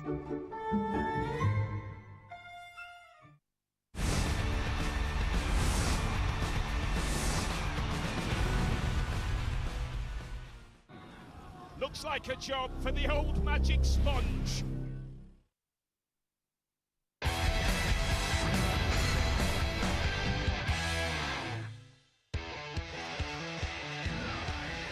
Well, Leeds with their noses in front at half-time, 8 points to 6. That's the most important stat, but what do the rest tell us, Phil? Well, I think that Wakefield need the majority of possession if they want to win this game. Let's have a look how much they had in the first 40. 79 play the ball, as you can see, were on the field. They had possession. Most of it, of course, in the middle and inside their own half of the field. They did get 10 chances inside their opposition 20 and did score a good try from it. Leeds, well, their possession, perhaps not surprising. They've had 15 play the balls less. That's a significant number. And you can see they've had very few opportunities to get close to the opponent's try line. They don't need that many, though. They've got some great quality amongst their attacking players. And the key summary of the stats, Well, we summarise the attacking play and the defence and the possession, and we come up with this sort of performance gauge, which usually predicts what the score should say. Only 2 breaks in that first 40 minutes, and those, of course, by the Leeds Rhinos. Even though they had far less possession, they made more ground with the ball, and I do think they contained their opposition in defence, as you can see here. Just 1 missed tackle in 40 minutes is an amazing effort. Focus might not have been that good in attack, but boy, they've defended very well. You'd expect them to be ahead by about 7 points. Perhaps if the kicks had gone over, they would have been close to it. Yes, absolutely. The players now are emerging for the start of the second half. Wakefield coming now. The Leeds Rhinos know that a top 2 place is beckoning at the end of this year for the first time since they won the League Leaders' Shield in 2009. In fact, if Brian McDermott's men win this match, they will go top of the table before St Helens are in action at Hull KR on Sunday. And as far as Wakefield are concerned, under James Webster, they've beaten London 18-10. They beat Wigan here 36-28. They drew with Hull 20-all. This is their 4th home game in a row, and there's a 5th coming up for James Webster next Thursday here, as we say, against Widnes. And he will be hoping the man on the far left of your screen there, Danny Kermon, his skipper, will be fit to play in that. So 8-6, Leeds ahead at half-time. It's going to be the Rhinos who will get us underway in this second 40. Matt Thomason just checking everything's A-OK. Touch judges in place. Whistle goes. Here we are. 40 minutes. Will Leeds be top of the table at the end of it, or will Wakefield be knocking on that playoff door? Well, they'll be furious with themselves, and I'm sure that James Webster, the Wakefield coach, would have said to him that we have to take the opportunities that present it. And as we've mentioned, Phil Clark, you know, the Leeds, their defence has been pretty solid, hasn't it? So you'd have to go what they did in the first half, that the kicking game, they produced a try for Washbrook. And I reckon that Wakefield must rely on that quite a lot in this second stanza. Daniel Smith playing the ball to Peter Godinay. He gets it away to Danny Washbrook. Daniel Smith, 21. He played academy football at the Leeds Rhinos. Then he went off to Brisbane and played in the lower grades over there for 12 months. Back here now at Wakefield. Godinay on halfway. The ball played to him by Taulima Tautai. Goes high off the boot of Sykes. Towering bomb. Yeah, safe underneath it, though. Yeah, a little bit too long, though, there, Eddie. They really needed a little bit more height. Hold it, Matt. Hold it. There was no real pressure applied to Ben Jones-Bishop. Maguire got away with that. Seemed to be a fumble. There was a call from the terrace, but nothing on the field for a knock-on. Here's Watkins again. Eddie, we'll be able to see whether the Wakefield Trinity Wildcats really believe that they can win this game. Intensity in defence, respect the ball when you've got it, play a little bit of possession, because we've already seen when the Rhinos have the ball, they've spilt it and been a little bit careless with it, so Wakefield again need to be as focused as they can. First 2 minutes of the second half, and that's Robbie Ward. Big deep kick from Sutcliffe. Now, will this skip away, or will it stand in the in-goal area? Well, the answer is it will stand there, and it means that Richard Owen has to run this ball back, but it wasn't a particularly enthusiastic run from Owen. It was very enthusiastic chase by the Rhinos. Yeah, it was pretty late to realise, was Richard Owen, that the kick was on. He was near to this touchline on the right-hand side, and as you say, he was extremely lethargic. Need a little bit more effort than that from Wakefield. Godinay gets the ball down the left-hand side to Sykes, and Sykes is harassed by 3. Godinay waits again. Peter Godinay, 10th appearance as a substitute tonight. Drop of the shoulder did not fool Paul Ayton. And Smith with the kick. He's outside the 40, and it almost went over the head of Ryan Hall, but he took it brilliantly. Let's get half-time news, Bill. Well, 2 pretty cagey camps down here on the sidelines. Neither side really giving much away in terms of what they're hoping for in the second half. James Webster satisfied with that first 40 from his side, but wants better in the kicking department, better in the chase, more intensity. Funnily enough, that's just about the same view from the Leeds camp as well, although they want more intensity. There's better to come from the Rhinos in the second half, I suspect. More intensity going forward, more creativity with the ball, whereas Wakefield, by the sound of things, content with where they are and how they're going about things. Here's Peacock again, taking it forward. This is the last tackle. And Joel Moon all the way down the line. This is difficult for Mathers to pick up, and look what's ahead of him. A wall of amber and blue jerseys. 14-8, Warrington leading at the KC Stadium.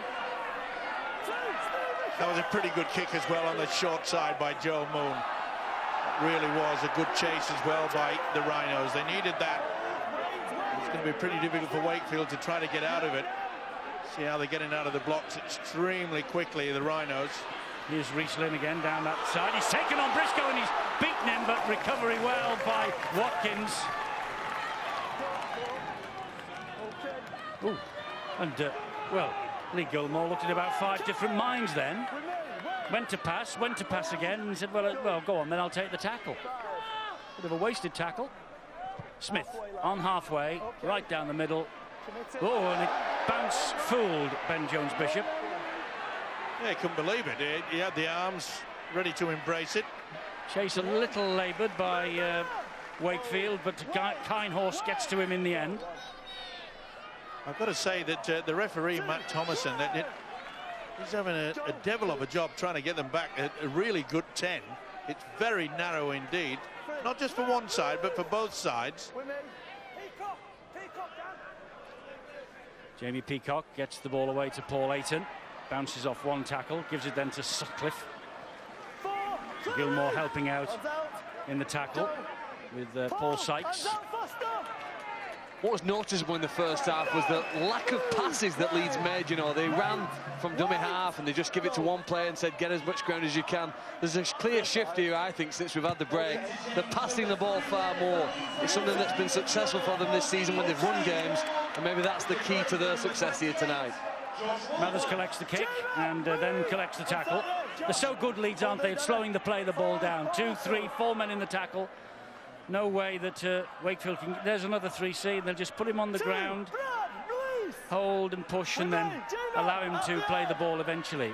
It is a skinny 10 that the referee is keeping tonight, Steve-O. You're spot on. Yeah, and I think it's frustrating both sides. Okay. It's frustrating both sides as well, and that looked a touch high from Paul Ayton. Got away with it. That was a good 10 as well. Here's Mathers and Kinehorst. We get to the final tackle. Mathers off the deck to Smith. Off the outside of the boot from Tim Smith. A good kick as well. Excellent kick. Buys a bit of land for the Wildcats, that. Yeah, and he realises that perhaps, you know, both sides have come up with handling errors in this game. Not so sure he intended that, but it certainly came out okay. I think it's a great result because you don't want Ben Jones-Bishop, Tom Briscoe or Ryan Hall returning these kicks, Eddie. Basically in free play against broken defence. We saw the try that Ben Jones-Bishop scored, didn't it? Whenever they can find the sideline, it's a massive advantage to set the defence and allow them here to be, you know, in a formatted situation to defend what's going to come at them. Well, Leeds have topped 30 points in 13 of 15 visits to this ground in Super League. I think they might struggle with that today, Eddie. They were all in their wins, of course, and I was about to say, would anyone like to wager me 10 pence that they wouldn't make it tonight?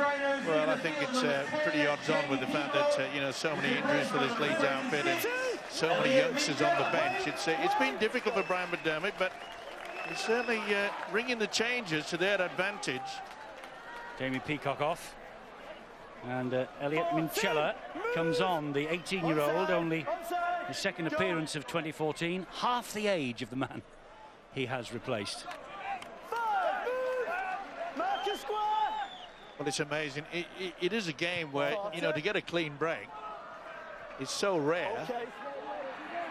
Mathers runs it back strongly, straight at Maguire.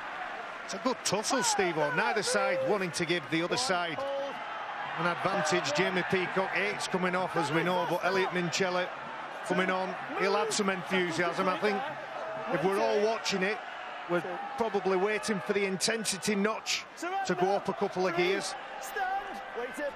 Yes, I think a lot of people would say that Wakefield got Wigan at just the right time when they came into the match on the back of a very busy schedule. I think Wakefield have got Leeds at the right time, haven't they? Yeah, well, they've still got to put them to the sword as yet. Yes, they've got to win the match before you can say that. Yeah, and he's given a knock on. Well, he's not happy, Washbrook. He reckons it was pulled out, and I think he's right. Yeah, yes. Josh Walters, I think he did that in the first half as well. Danny Washbrook, who's worked tirelessly. Yeah, there's no doubt hands of Josh Walters are on that ball. Well, he's only 19, but he's got an old head on young shoulders. You've obviously taught him well, Barry. Not guilty, Your Honour. Not guilty. Well, no, you'd be used to saying that, wouldn't you, Baz? Not guilty. Absolutely. You were up in front of the disciplinary committee enough. Yeah. They took no notice. And there was a subtle little pull as well, and subtlety is not your trade, Mark, no, well, there was a difference every time I went up in front of the disciplinary. I didn't say not guilty because I wasn't. I was guilty. 40 metres out, the Leeds Rhinos. Sutcliffe, he was barged as he got that pass away. Oh, and that was almost through there by the loose forward. He did well, Josh Walters, to take that as well. It was a delayed pass. Here's Delaney. Fires the pass. Watkins again. He's the danger man tonight, isn't he? Watkins, they're dealing with him, though. He scored a try in the first half, having said that. Now Maguire. Goes high. Joel Moon is after this. Whoa, Richard Owen spilled it, but he was tackled in the air by Joel Moon. Gets away with it, does the Wakefield man. Well, he's claiming that he was going for the ball, but I think you can say that the impact from Moon. Well, I think he just nudges him out of the way, doesn't he? Just as he's waiting for the ball. And then pulls the shoulders. Yeah, there's no chance for Richard Owen to take that cleanly. Owen would be breathing a bit of a sigh of relief, although he's looks like he's taken a knock. And to be fair, it's good tactics by... Oh, did you see, accidentally, the left knee of Joel Moon into the back of Richard Owen. No wonder he's staying down for a while. Yeah, I think that was accidental, but I'm just going to put a lot of praise on Joel Moon and also the Leeds coach, Brian McDermott, because, you know, they're utilising the kick from Moon. He's a talented kicker, likes to kick with the left boot. But this will be manna from heaven in regards to Wakefield. Joel Moon, by the way, it's his 50th appearance tonight. He has scored 25 tries. It's not a bad return, is it? He's a talented player. Steve, I'll just expand on that point. It's a good one that you make. Joel Moon ended up kicking the ball. It's a ploy that a lot of teams in Super League use, and what they do is they pass the ball as much as they can until they get the defensive line up in the right place. Then any player, it could be any player, will kick it. I was just distracted with them two players. I think somebody tied the shoelaces together, I think. I think, yeah, someone was stood on the bootlace of Daniel Smith. Godinay. 3 again in the tackle. It's amazing, isn't it? Well, it was the bootlaces entangled. Oh, here's a break. Godinay, but he's pulled down from behind by Paul Ayton, who then has a second tug at him. Yeah. He lost the ground, and it was a quick play the ball wanted, and Ayton pulled him back.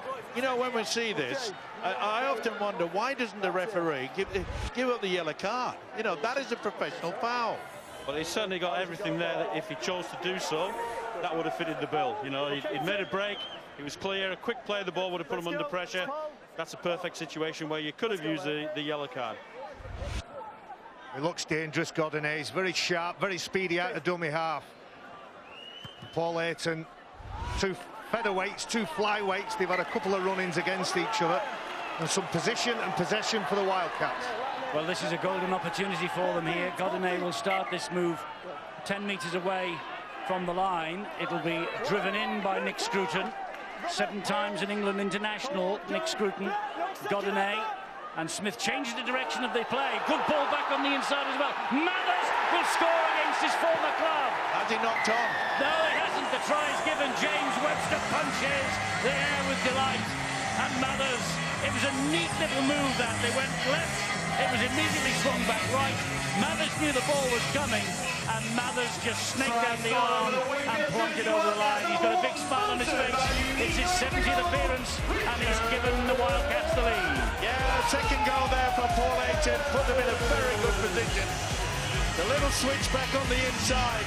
That's the first real planned move that we've seen from both sides, and it has brought them great reward. Back on the inside, he plonks it down, no doubt about it. When you see it in slow motion, they tried Ben Jones-Bishop, but he couldn't stop his opposite fullback, Richard Mathers, and James Webster is delighted. He's yet to face defeat. I think that was fashioned on the training field. It was a double bluff by Wakefield. They went one way, came back, went back the same way, and Mathers over for try number 7 of 2014. A grand finalist with the Rhinos twice. He won the Cup with Warrington twice. Is he on the way to the playoffs with Wakefield in 2014? So Paul Sykes. Chance here to add to the 2-point advantage they have at the moment. It's 10-8. This kick for 12-8.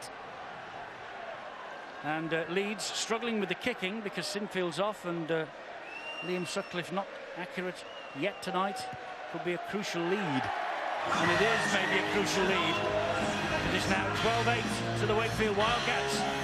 Well, Eddie, that's a wonderful try, and James Webster, it had worked on that during the week. It's not often you catch Leeds out with an inside switchback play, and Richie Mathers, the former Leeds Rhinos player, knows how valuable those points could be.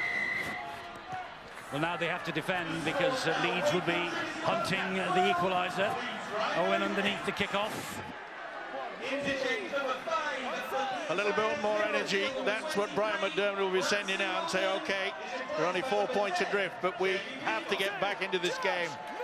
Urgency in defence. Try to force the error. Aren't you, Wakefield? They will be lifted by that try, and it was certainly a training field sort of exercise. That was a great switch, wasn't it? This is Daniel Smith, grounded on tackle number 4, but they're up towards halfway. Godinay will have a scamper away. Gets a good ball away to Mathers. There's plenty of men down this right-hand side. If Mathers could have got it away to them, but he didn't.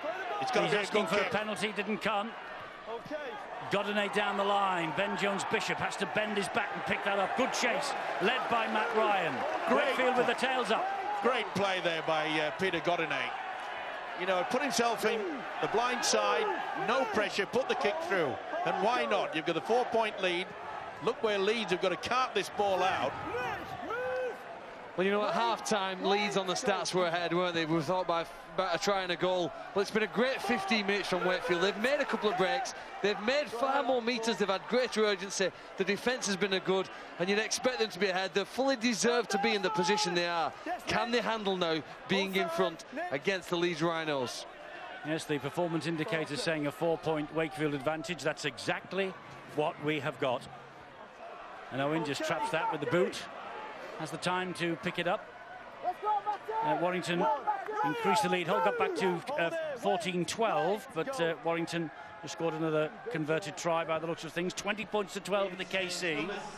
12-8 here for Wakefield. Could be a telling night, this. Certainly could. And with the likes of Paul Sykes and Tim Smith, they've certainly got the experience to sort of cart them around the field of play. We mentioned just at the restart of the second half that it would play a most important part is the kicking game, and they've done it exceptionally well of the Wakefield outfit. That's the other Smith in the Wakefield lineup, Daniel. Here's Tim, and he gives it to Sykes, and Sykes will plonk it down the other end of the field, and Ben Jones-Bishop picks it up one-handed. Good chase, though, by Wakefield again. They're enthusiastic, their spirits lifted by that Richie Mathers try. You put the opposition deep down into their own quarter, and you apply that tourniquet and just cut them off, and that's exactly what they're doing. The rain is falling in Wakefield now.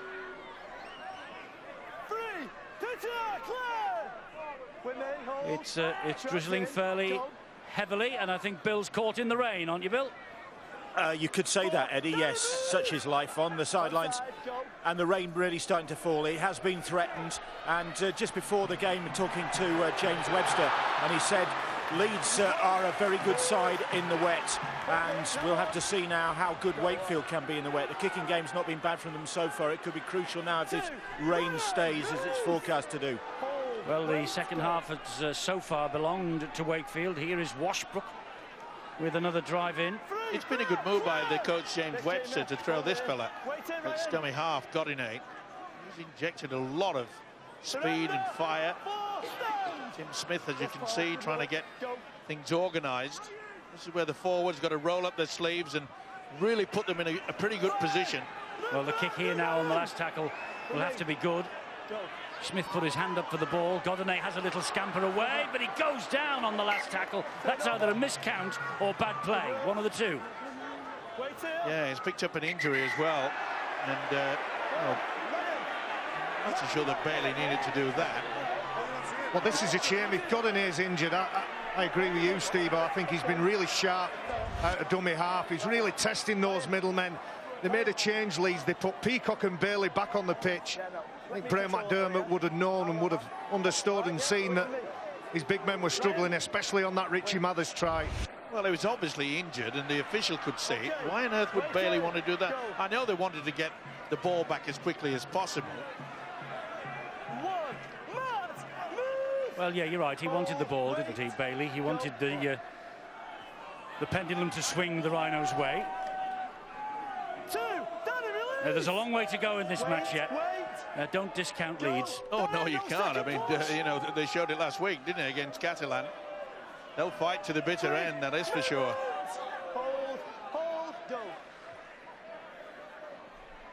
Maguire and Sutcliffe inside his own 40, but it's not going to go anywhere near the 20. It's a great but kick, it's a though. super kick just the same, and it's a great chase led by Sutcliffe.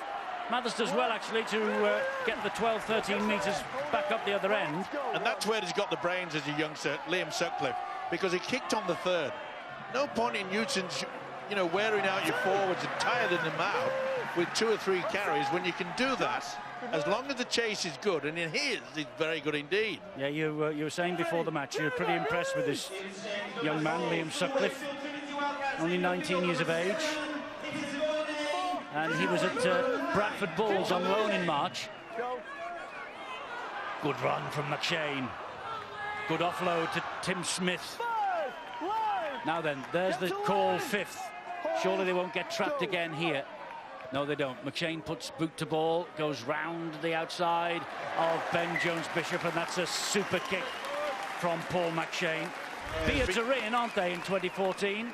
Yeah, and it's smart, isn't it? Smart play. You could have a go at a beat, Steve-O. Not sure you could perhaps go for a flat top or a long flowing locks. Here we see the incident with Ryan Bailey. I think Paul McShane jumping out from dummy half from 9, that's his game. That's his way of slowing that game down. Okay, heads in. I need a second. Well, in reference to growing a beard, let's get it in. I think, quite frankly... This could be good. This could be good, this. No, I like the smooth skin style, which I've had for many years. But not smooth all over, surely. Yes. He's only got the one razor, Barry. It's on the one setting. 0. Chin to top. One setting. Look like Father Christmas.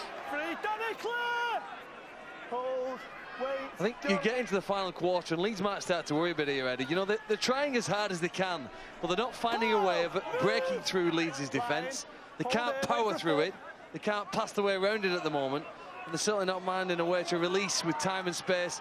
Moon on one side or Watkins on the other, running across field now. It's going to take something a little different here, I think, now, to turn the game in the favour of the Leeds Rhinos. Minchella with the slap kick downfield, straight into the arms of Chris Riley. You just get the impression that both sides quite happy, run out of the sets, get the kick and just wait for the error. Let's wait for the mistake.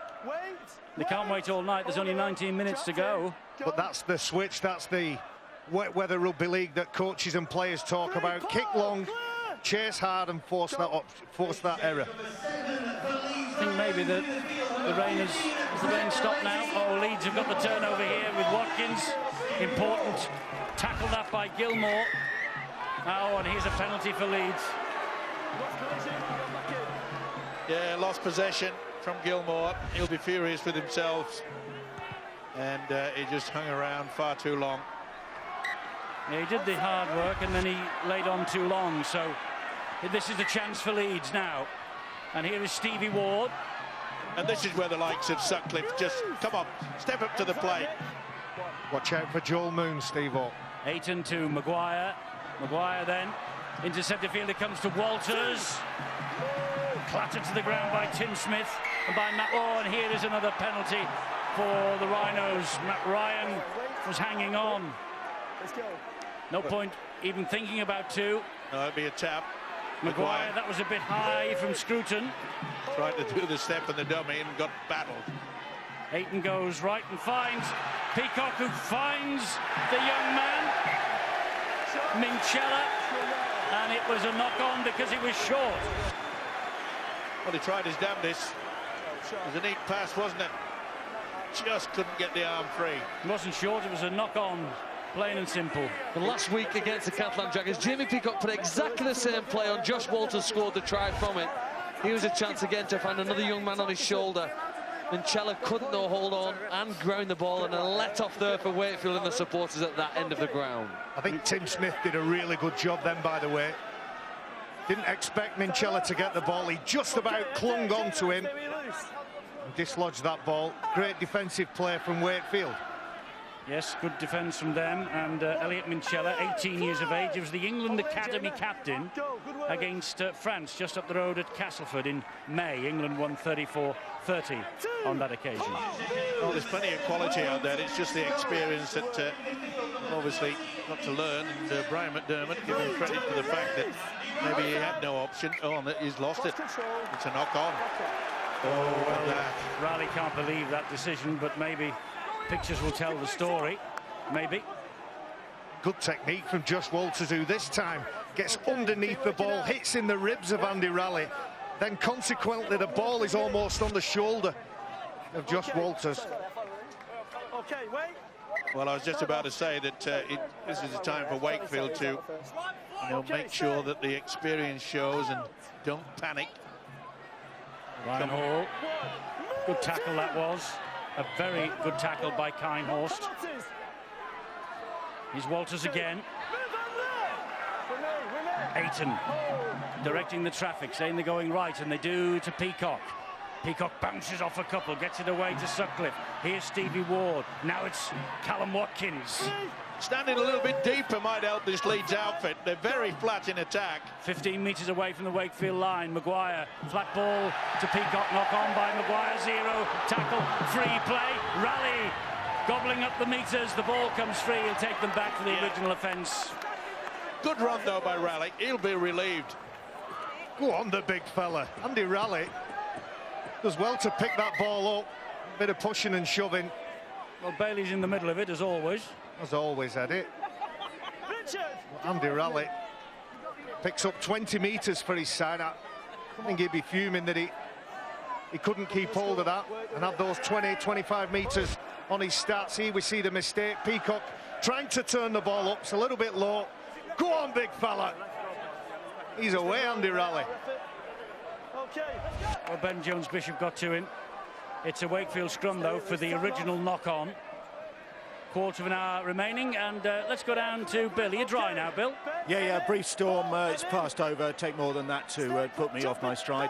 Peter Godinez, though, is off his stride by the look of things for the rest of this game. There's some mystery that when he was flicked over by Ryan Bailey, whether he had picked up a knock. It turns out he's picked up a knee injury somewhere along the line. He's on the sidelines now, left knee iced up, and he's not going to be coming back for the Wildcats, and they'll be hoping that it's not a long-term problem because he has been a big performer for them, better as the season's gone on. Yes, the former New Zealand Warrior. He hasn't missed a game this year, Peter Godinez, and if whatever happens here tonight, they won't want him to miss Wakefield, witness rather on Thursday night, which you can see live with us here on Sky Sports. 7:30 Thursday, Sky Sports 1 for that. Yeah, it's a shame that he's had to leave the field of play, because he certainly injected a lot of enthusiasm in this he pepped them up, Wakefield. didn't he? He did. He pepped them up. Bit quicker at the play of the ball. Well, that's McShane's responsibility now. And there's the kick downfield. Briscoe's underneath it. Quick thinking by Briscoe as well. Anticipated the kick on that blind side. Well, but again, good chase. Sorry, Steve, but what McShane lacks in speed, he makes up for in guile. You'll see plenty of stuff going on around the 9. And Tim Smith just has hands in too long for the referees like him. Wakefield can't afford to keep giving possession and position away to the Rhinos. Yeah, there's been a run of penalties for Leeds in the last couple of minutes, 3 on a row. Yeah, it's just lack of composure by the Wakefield outfit. You know, James Webster, the coach, has got to get the message out there and say, come on, you know, we're the guys that are in front. They've got to play catch-up football. They've got to start risking a little bit more now. And with all these penalties, Wakefield having to do a lot of defending. They have to defend here. Delaney, they do. Down he goes. James Webster looking anxiously on. Peacock, back it comes to Sutcliffe. Ward again. They go down the right with Tom Briscoe. And they were waiting for Briscoe. And he will go down after a challenge by 3. Struggling to get to his feet. Watkins behind him. Now Peacock, well picked out by Raleigh. Good work from Andy Raleigh. Really got in the face of Jamie Peacock. I know that, Phil, you were talking about maybe the anxiety from the Rhinos. The longer this game went on, the more panic might come into the minds of Leeds. I don't think they'd be panicking at all. I don't think they don't see this game as a winnable game. Brilliant from Hall. What a take. What a take from Ryan Hall. Picked the pocket of the Wakefield defender. Sailed above him.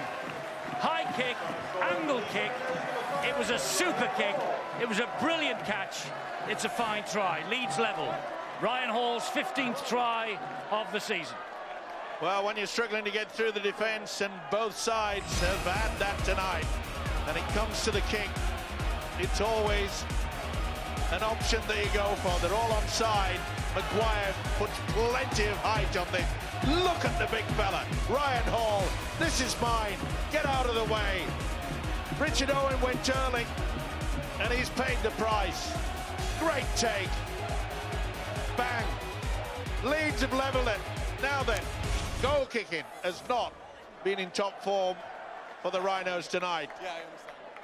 Well, this might be the moment for Liam Sutcliffe. He was a little shaky last week, but cometh the hour, cometh the man. In the last seconds of the game against the Catalan Dragons, he kicked the goal from a penalty that won the match.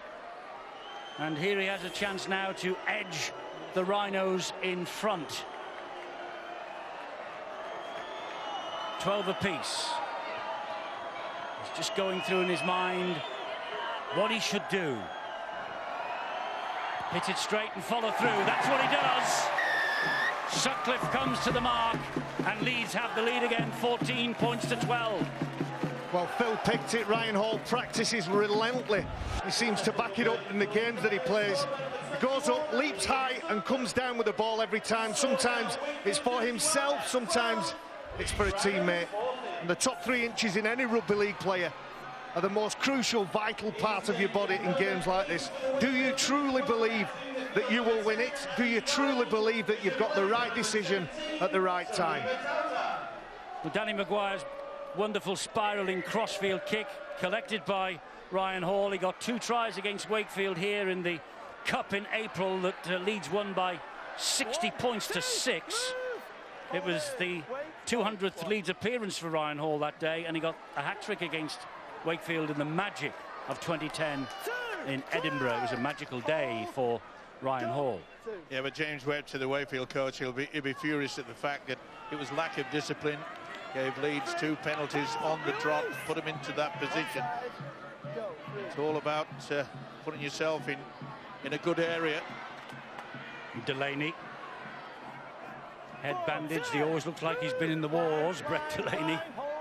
He's worked hard tonight, though. 10 metres inside his own half. Here is Maguire again. Paul Ayton's worked hard as well, Steve. I don't think he's left the pitch. I think he's done the full 70 minutes. Maguire again, gives it width and finds Sutcliffe. Good untidy pass, but on the bounce it finds Briscoe. Well, this could be something, because they're all going to let this bounce. Oh, it's going to bounce. Well, Mathers was not convinced to come for that. The ball is lost and it's picked up by McShane. They get away with that, Wakefield. Do they ever? McShane thought he was in an awful position. He was struggling to get back so he could get the defensive line sorted out, and it just popped his way. It was a perfect kick in many ways because it was right in the middle of the defence and the attack. It was an invitation for Mathers to come and attack the ball. He refused to do so. Could have been penalised there, Leeds. They're messing around. They've got to have discipline now. Reece Lynn stands and is spun. Then he plays the ball to McShane. One-handed, he picks it up. Gets the ball away to Washbrook. Washbrook looks to offload and does. Reece Lynn. Well, inside the last 10, Wakefield now are behind. High off the boot of Tim Smith it goes. Will come down. Ben Jones-Bishop. Safe as houses. Scruton gets to him. So too does Daniel Smith. Yeah, Tim Smith won't be happy with this. This is the one where the ball, you can't afford to do that. Richie Mathers really should have said, that's mine. It's flicked underneath, but Paul McShane, the skipper tonight, came to the rescue. Wait. Ryan Hall said, I think someone's stepped on my hand. Showed the referee. I'm sure it was an accident. In a bit of pain. Peacock takes it up again. Well, he knows what to do, doesn't he? He's got all the experience in the world. That's a good quick play of the ball as well. Good run from Aiton. He finds Sutcliffe, he finds Ward. It's the last tackle. They've restricted Leeds to halfway, so expect the kick. Expect the kick here from Maguire. They're doing the best to close him down. They close him down. It's with Watkins. Don't tell me they're going to run this. No, Briscoe left-footed down the line, and this time Mathers can allow it to bounce and then try and return this with interest. Yeah, and he's been impressive for me. Richie Mathers, fullback for Wakefield. He's had plenty to do. You don't get the feeling that Wakefield can score unless they get close to Leeds' try line, don't you? You think, I'm not sure they've got the speed really to score a long-range try here. Totai takes them over the halfway line, but they'll probably get one chance here now in the remaining 7 minutes of this match. When that chance comes, boy, they're going to have to take it. Washbrook drops it off to Riley. He's got a bit of speed, got a bit of guile. Oh, that's play on. That is play on. Peacock will take the tackle. No panic. No panic. I think it might have been Ryan Bailey that came to the rescue there. Got the arm over. Now this is where Leeds really should be up the jumper time. Get the kick into this corner. It's the fourth tense finish for James Webster as coach. 18-10, they beat London. 36-28, they beat Wigan. Here goes Ben Jones-Bishop again. He's got speed. Mathers has missed him. That's a great tackle. That's a great tackle defensively there by Richard Owen. And good work also by the skipper, Paul McShane. Put himself in a position so that the ball, he knew if they're going to take the risk, he was going to be there. That's great defence. It's play on, he got it through. This is a relieving penalty for Wakefield. Well, how important could that be now? Great play from Wakefield. Had the urgency to get back on side, get back in the field, and Ryan earns his side a penalty. And they'll have a crack at the line. James Webster with tension all over his face. Well, you'd have to put the money on Richie Mathers to be the saviour if Wakefield's going to score a try. Scruton drives it in. That third nail-biter for Webster was here at the weekend. 20-all against Hull. And it shows you how far Wakefield have come recently, because they were annoyed with that. They thought they should have won a while ago. They'd have taken a point before the first whistle. Play the ball, says the referee. McShane thought he wasn't tackled. Tautai. Now then, where is Richie Mathers? That's 4 players gone out of 6. They've not really asked any questions in defence. McShane, they might here with the kick to the in-goal area. Is it going to be too long? No. Briscoe has to run the ball dead. They'll get another set of 6 here. Yeah, good position in that to be as well by Tom Briscoe. It was a beautiful little weighted kick by Paul McShane. They are in a very good position. They'll get the drop out. There's that guile, Steve. I'm not sure who's going to score the try, who's going to post the points, but I'm pretty certain that Paul McShane will have a huge say in the last 4.5 minutes. Stay on. Let's go. So the goal line dropout reaches halfway. Mathers traps it. Ooh, it won't come up for him, and that's metres lost. 24-18 Warrington. They're having a bit of a scrap at the KC. Here it's a right royal rumble between Wakefield and Leeds. Leeds just ahead. Tim Smith. Here's Mathers. Gets it away to Kinehorse. Not the best pass. Was it knocked down by Ryan Hall? It doesn't matter anyway because it's come up from Maguire. And this is what champion teams do. Champion teams win when they're not playing brilliantly, when they've not got all their big guns firing. There's got to be a knock-on in the build-up to it. Well, the referee is going to have a look. Oh, please, please, please. You sound like a Wakefield fan, Phil, all of a sudden. I'm not. I'm on the side of the rules here. The rules say if Leeds knock the ball forward, it's not a try. Well, it was always going to be sent up to these two guys. Calm down, Phil. Calm down. I like the exciting finish. We've got one here. It's Ryan Hall's left hand.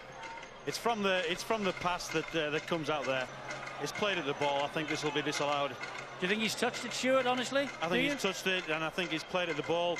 Kinehurst, he passes the ball, he's released it. I don't think he's touched his arm. Do you? He doesn't touch it. Well, I'll ask you a question here. What if Danny Maguire makes 20-30 metres and then gets tackled? I don't think they score with the next play and it's a try. Yeah, I don't think that's the point I'm making. I don't think this has been touched on with Steve-O. Yeah, so do I. It was a knock-on What live. do you think, Phil? I thought it was a knock-on live, and I'm surprised the touchers didn't shout it and communicate it to the referee.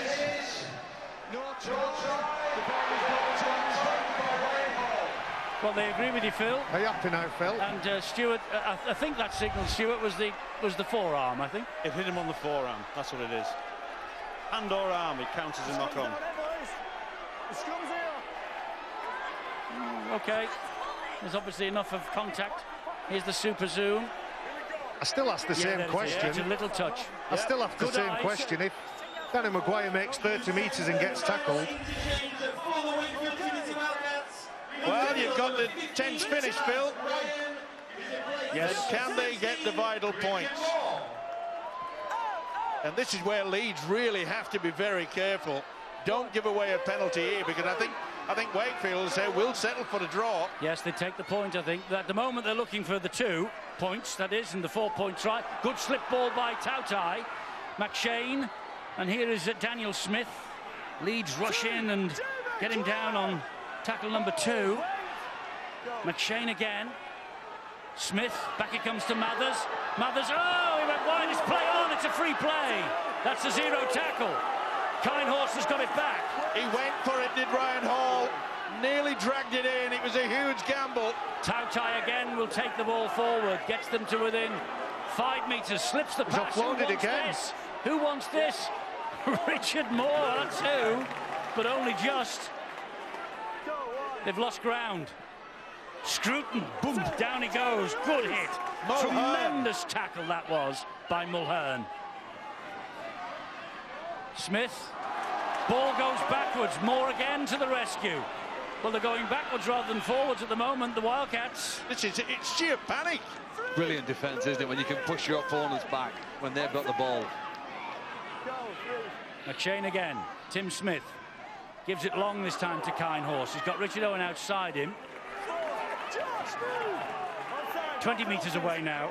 4 tackles gone, 2 left. Smith comes back this way, gives Mathers. Mathers has got a chance. There's a chance in the corner for Owen!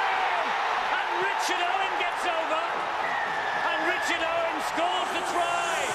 Well, this is a massive turnaround. Could have been a try at the other end. The 2 men here with eagle eyes.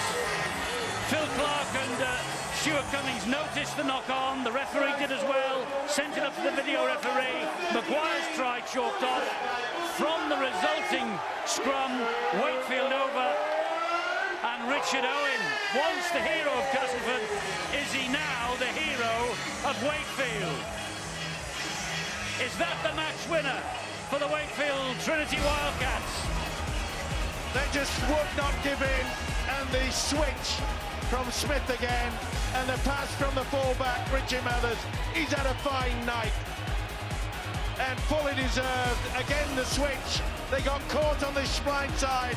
Poor old Ryan Hall was left 2-on-1, and Owen, who's had about 2 opportunities to get anywhere near the line, but this one certainly counts. Wasn't it a smart play from Tim Smith? He just went back to Wakefield's right-hand side, and he knew that those defenders from Leeds had tackled and tackled and tackled, and one momentary lapse in concentration. And the Wakefield fans are in absolute raptures. This is a big win for the Wildcats. In this part of the world, to get a victory against Leeds is huge. Well, it is. It isn't all over yet. Paul Sykes is taking every one of the 60 seconds he's allowed before the referee calls time off, and he has called time off now. It's only 2 points the margin at the moment. If this goes over, it's 4. It could be a win for Wakefield. But, you know, wins for Wakefield against Leeds are as rare as hen's teeth. But this could be a big, big night for them, a big night for James Webster, a big night for the Wildcats, a big night for the playoffs and their ambition, with Widnes to come on Thursday. And Widnes of the team ahead of them. Well, if you look at those three, you'd think they'd actually just conceded the try. Richard Owen. So long the hero of their local rivals, the Castleford Tigers. Has he produced the moment? Can Sykes kick the goal? No, he can't. Now the clock is important. How long left? 16-14 to Wakefield. Well, this is the incident with Ryan Hall, and the slow-mo showed that it hit the arm. Maguire went away. He thought that he'd got the try that would secure the win for the Rhinos, but it wasn't going to be. The switch from Tim Smith, the final pass from Richie Mathers, and he takes it. 40 seconds, 35 seconds remaining now. Oh, Mathers, there's an experienced hand. Oh, I'm injured, sir. Yeah. I'll get up slowly. And I think Riley might be injured too. Here goes Sykes. And Sykes will be injured. He'll be tired. Oh, the legs have gone. Oh, I don't think I can play the ball. The back's killing me. Oh. Riley goes underneath it. They're counting down at Wakefield to a famous win. They're going to win it. McShane surely will just dump the ball out of play or take the tackle. He takes the tackle. James Webster's dream goes on. Unbeaten in 4 since Tim Smith came back to this club. Wakefield have touched gold. If James Webster's got 6 numbers for the lottery tomorrow night, I want them. It looked like Maguire had won it for Leeds. Then the try from Maguire went up, was chalked off by the video referees. Quite rightly, it has to be said. And from somewhere, Wakefield produced this breathtaking finish from one Richard Owen. He's bitten his nails down to the quicks over the last month as James Webster, but he's unbeaten as a coach. Unbelievable for him. And unbelievable for Wakefield. Fully deserved as well, and Brian McDermott, I'm sure, will heap the praise on this Wakefield outfit, but he can't be too disappointed with so many youngsters that he's had to throw into this particular match. It looked as though they had it won. As you say, Maguire raced away, and it was all over. But I must say, the little switch on 2 occasions, both from Tim Smith, produced those vital tries. One for Mathers in the second half, early. And then, of course, it was Mathers that gave Owen the chance to win it for Wakefield. And Richie Mathers is the man of the match. Here he is now talking with Bill. Richie, congratulations on a man of the match performance. A try, match-winning pass. And this, I think, performance shows how much Wakefield have come on in the last few weeks to be still in the hunt against Leeds at that stage and snatch it. Yeah, I guess it was unthinkable sort of 5 or 6 weeks ago that we'd have won 3 and drawn 1 on the bounce, and you know, it's a massive credit to the players. You know, we really bought in, and tonight's special because we're embarrassed by Leeds twice this year already. You know, in the cup, and they got us early on and put 60 points on us, and again the week after at their place. So you know they're a quality side, and you don't want it to build. You know, we're sick of everyone talking about relegation and what's below us. It's been a breath of fresh air, really, sort of just putting things behind us and working and trying to catch the big boys above us. It's not inconceivable. You could squeak into the top 8. Yeah, we've done it before. You know, it's 2011 we did it, and you know, it's just because we've won 3 games and a draw, but it really sort of turns your season quickly. And you know, like I mentioned before, one of the first things that James Webster said in one of his first meetings was, let's stop worrying what's below us and all the sort of doom and gloom talk. And it was sort of like a not a Vince Lombardi quote that'll go down in history, but it was really a breath of fresh air, you know, with all the doom and gloom and negativity. But we beat Wigan down here, we beat Leeds down here, we threw a point away against Hull. And, you know, it's just everybody within our inner sanctum, the coaching staff, the players, that's the only thing that matters. Playing in front of all these fans behind you, really working hard for one another. There's no rocket science, we're not doing anything special but working hard. Thanks, Richie. Well done, the man of the match performance. Let's bring your pal in. Danny Maguire, captain Leeds tonight, in the absence of a number of key performers. Did that come back and bite you? I don't know. We're just not making excuses. No, we're not making any excuses, but we've got a lot of good players missing. So, but I thought Wakey played well. They were very tough up front. They're playing well. They seem like they've got a new lease of life under the coach. And I don't want to take any shine off their win. And you know, we probably a little bit scrappy. Kev dropping out just before, losing Mooney halfway through. Probably didn't help us, our fluidity a little bit, so we're a little bit all over the place. But we tried hard, and we were there with a chance in the end, and obviously they scored late on, but disappointing, but we'll go on for next week. Fingertip touch from Ryan Hall, apparently, to deny you. Yeah, you get them that go for you and them that go against you, don't you? You just can't moan about it, you just got to crack on with it, and you know, Mum might go our way next week, and we're disappointed, but fair play to Wakey, they worked hard and deserved it. Thanks, Danny, well done. All right. Well, Danny Maguire was the golfing partner with Richie Mathers on Monday in the search to find Super League's top golfer.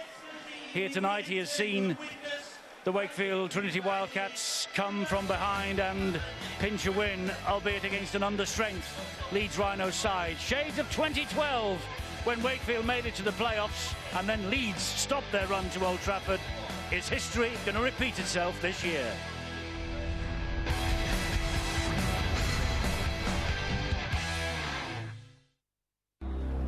It's okay! Oh, he's not in touch!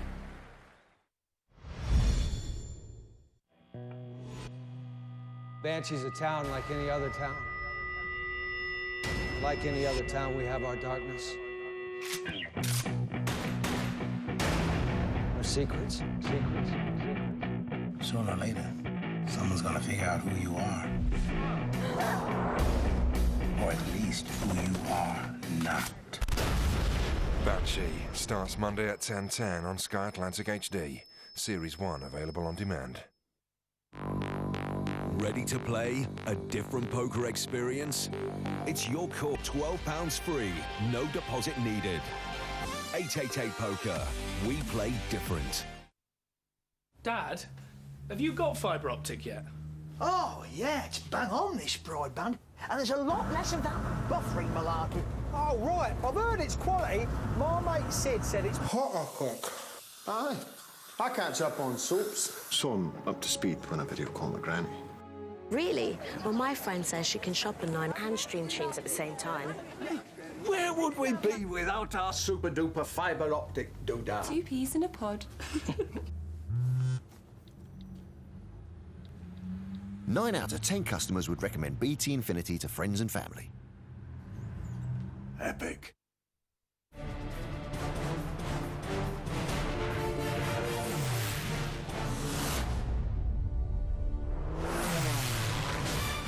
Pilots, 8 races, 1 world champion. Red Bull Air Race World Championship, Ascot, August 16th and 17th. 500 Spring Summer Collection. There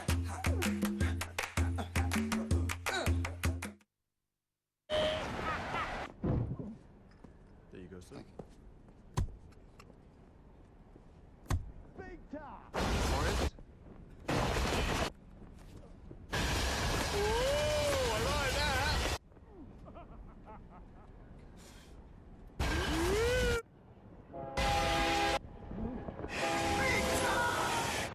For money back on the big match, talk to Victor.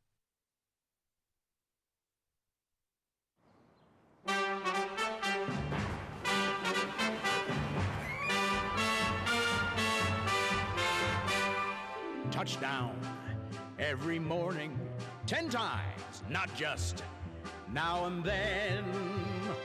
Once more on the rise, nuts to the flabby guys. Go, you chicken fat, go away.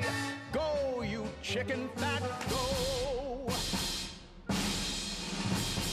Running to run like a tortoise. Okay. You're too far and too slow. Now double up, ready. Run, 2, 3, 4, run, 2, 3, 4, run, 2, 3, 4, run, 2, 3, 4, run, 2, 3, 4, run, 2, 3, 4. Everybody sing. Go, you chicken fat, go.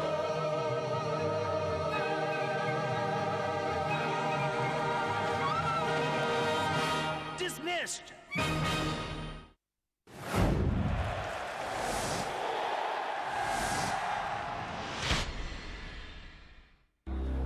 It's okay.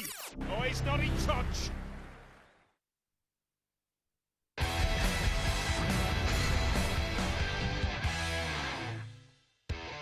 Super League on a Friday. Welcome to Super League Extra Time, live from the Rapid Solicitor Stadium, home of the Wakefield Trinity Wildcats.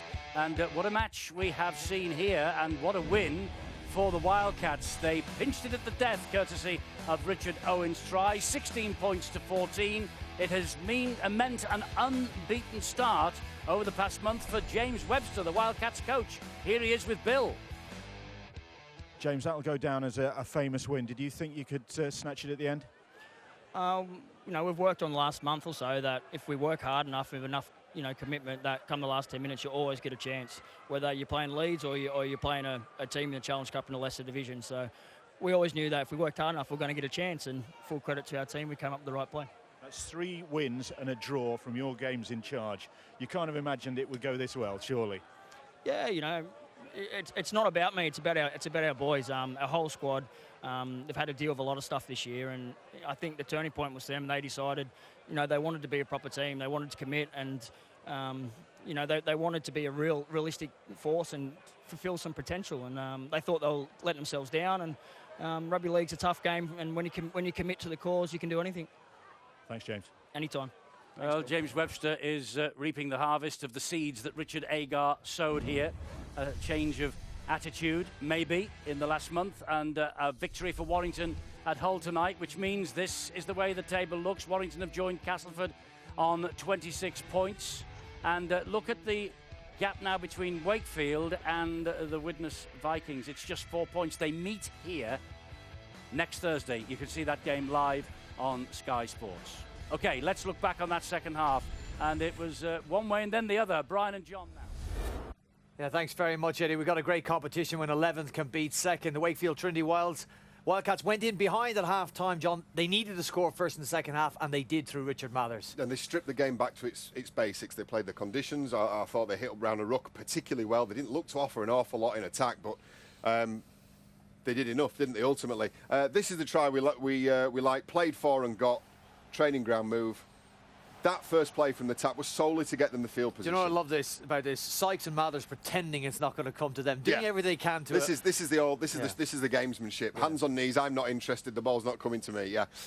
Right. This is the area that we're looking at. This is the markers, and the pass from the base of the ruck to Smith takes off Ayton in pursuit. Now, when that happens, as markers work as a pair, you see Delaney. He follows suit as well. So the switch ball that comes back to Sykes, that undoes the markers. That puts Delaney on the wrong foot, and then the rest of the play is really well timed. Lovely soft hands from Paul Sykes, and Richie Mathers rides a tackle and just stretches out to score. Well, it was a crucial score, wasn't it? Tries were thin on the ground this evening. That was very well worked. The Leeds Rhinos were finding it difficult to break down the Wakefield Trinity Wildcats attack and had to resort to the boot at the kicking ability of Leeds and the catching ability of Ryan Hall to score in the end. Yeah, all that shape they've got, all the opportunities that they can create for the centre three quarters, they were snuffed out, partially by the conditions. Leeds weren't playing at the top of the game, so they went for the lower percentage, higher risk play, which was going to the corner. But they have got two of the best exponents on this left wing, this left flank. Look at them as well. They're calling. They know it's on. This was in reference to what Richard Owen had done under the high ball. He wasn't great, was he, under the high ball? He looked very nervous. How determined is his run, John? Very committed run, and the take was even better. The take, he's got in between Richard Owen and the ball. Thoroughly well-deserved try, and as I said, one of the best exponents in world rugby under the high ball. Is superb. The first half ended with a Ben Jones-Bishop try that put the Leeds Rhinos in front. This game ended in with a frantic pace. Leeds could have snatched it, but Wakefield ultimately went on and did it. So we picked this up on 72 minutes, and this could have quite easily been the game, because the 2 points behind, Ben Jones-Bishop at the base of the ruck. Keep an eye, I'm not going to slow it down, but keep an eye on his footwork. Just there, that's brilliant. And again, to get on the outside of Richie Mathers. So full credit here to Richard Owen. And to Paul McShane. And to Paul McShane for chasing back and getting himself in a position as well. Dead set try saver. And off the back of that, a play we'd seen a number of times, and I was scratching my head. I don't really know what they were looking for. They did it again and again and again. Well, ultimately, that's what they were looking for. That one switch off from Leeds in the 79th minute, and Richard Owen, the hero of the day. A great win for the Wakefield Wildcats. Great win. We heard from their coach, James Webster. We can hear from the defeated coach now, Brian McDermott. He's with Bill. Brian, what's the verdict on that performance and that outcome? It's disappointing the way we lost. To have it snatched away from us right at the death there was, without sounding dramatic, a little bit heartbreaking. You know, we could smell the wind, but it just got taken away right at the end. But overall, it was an even contest throughout.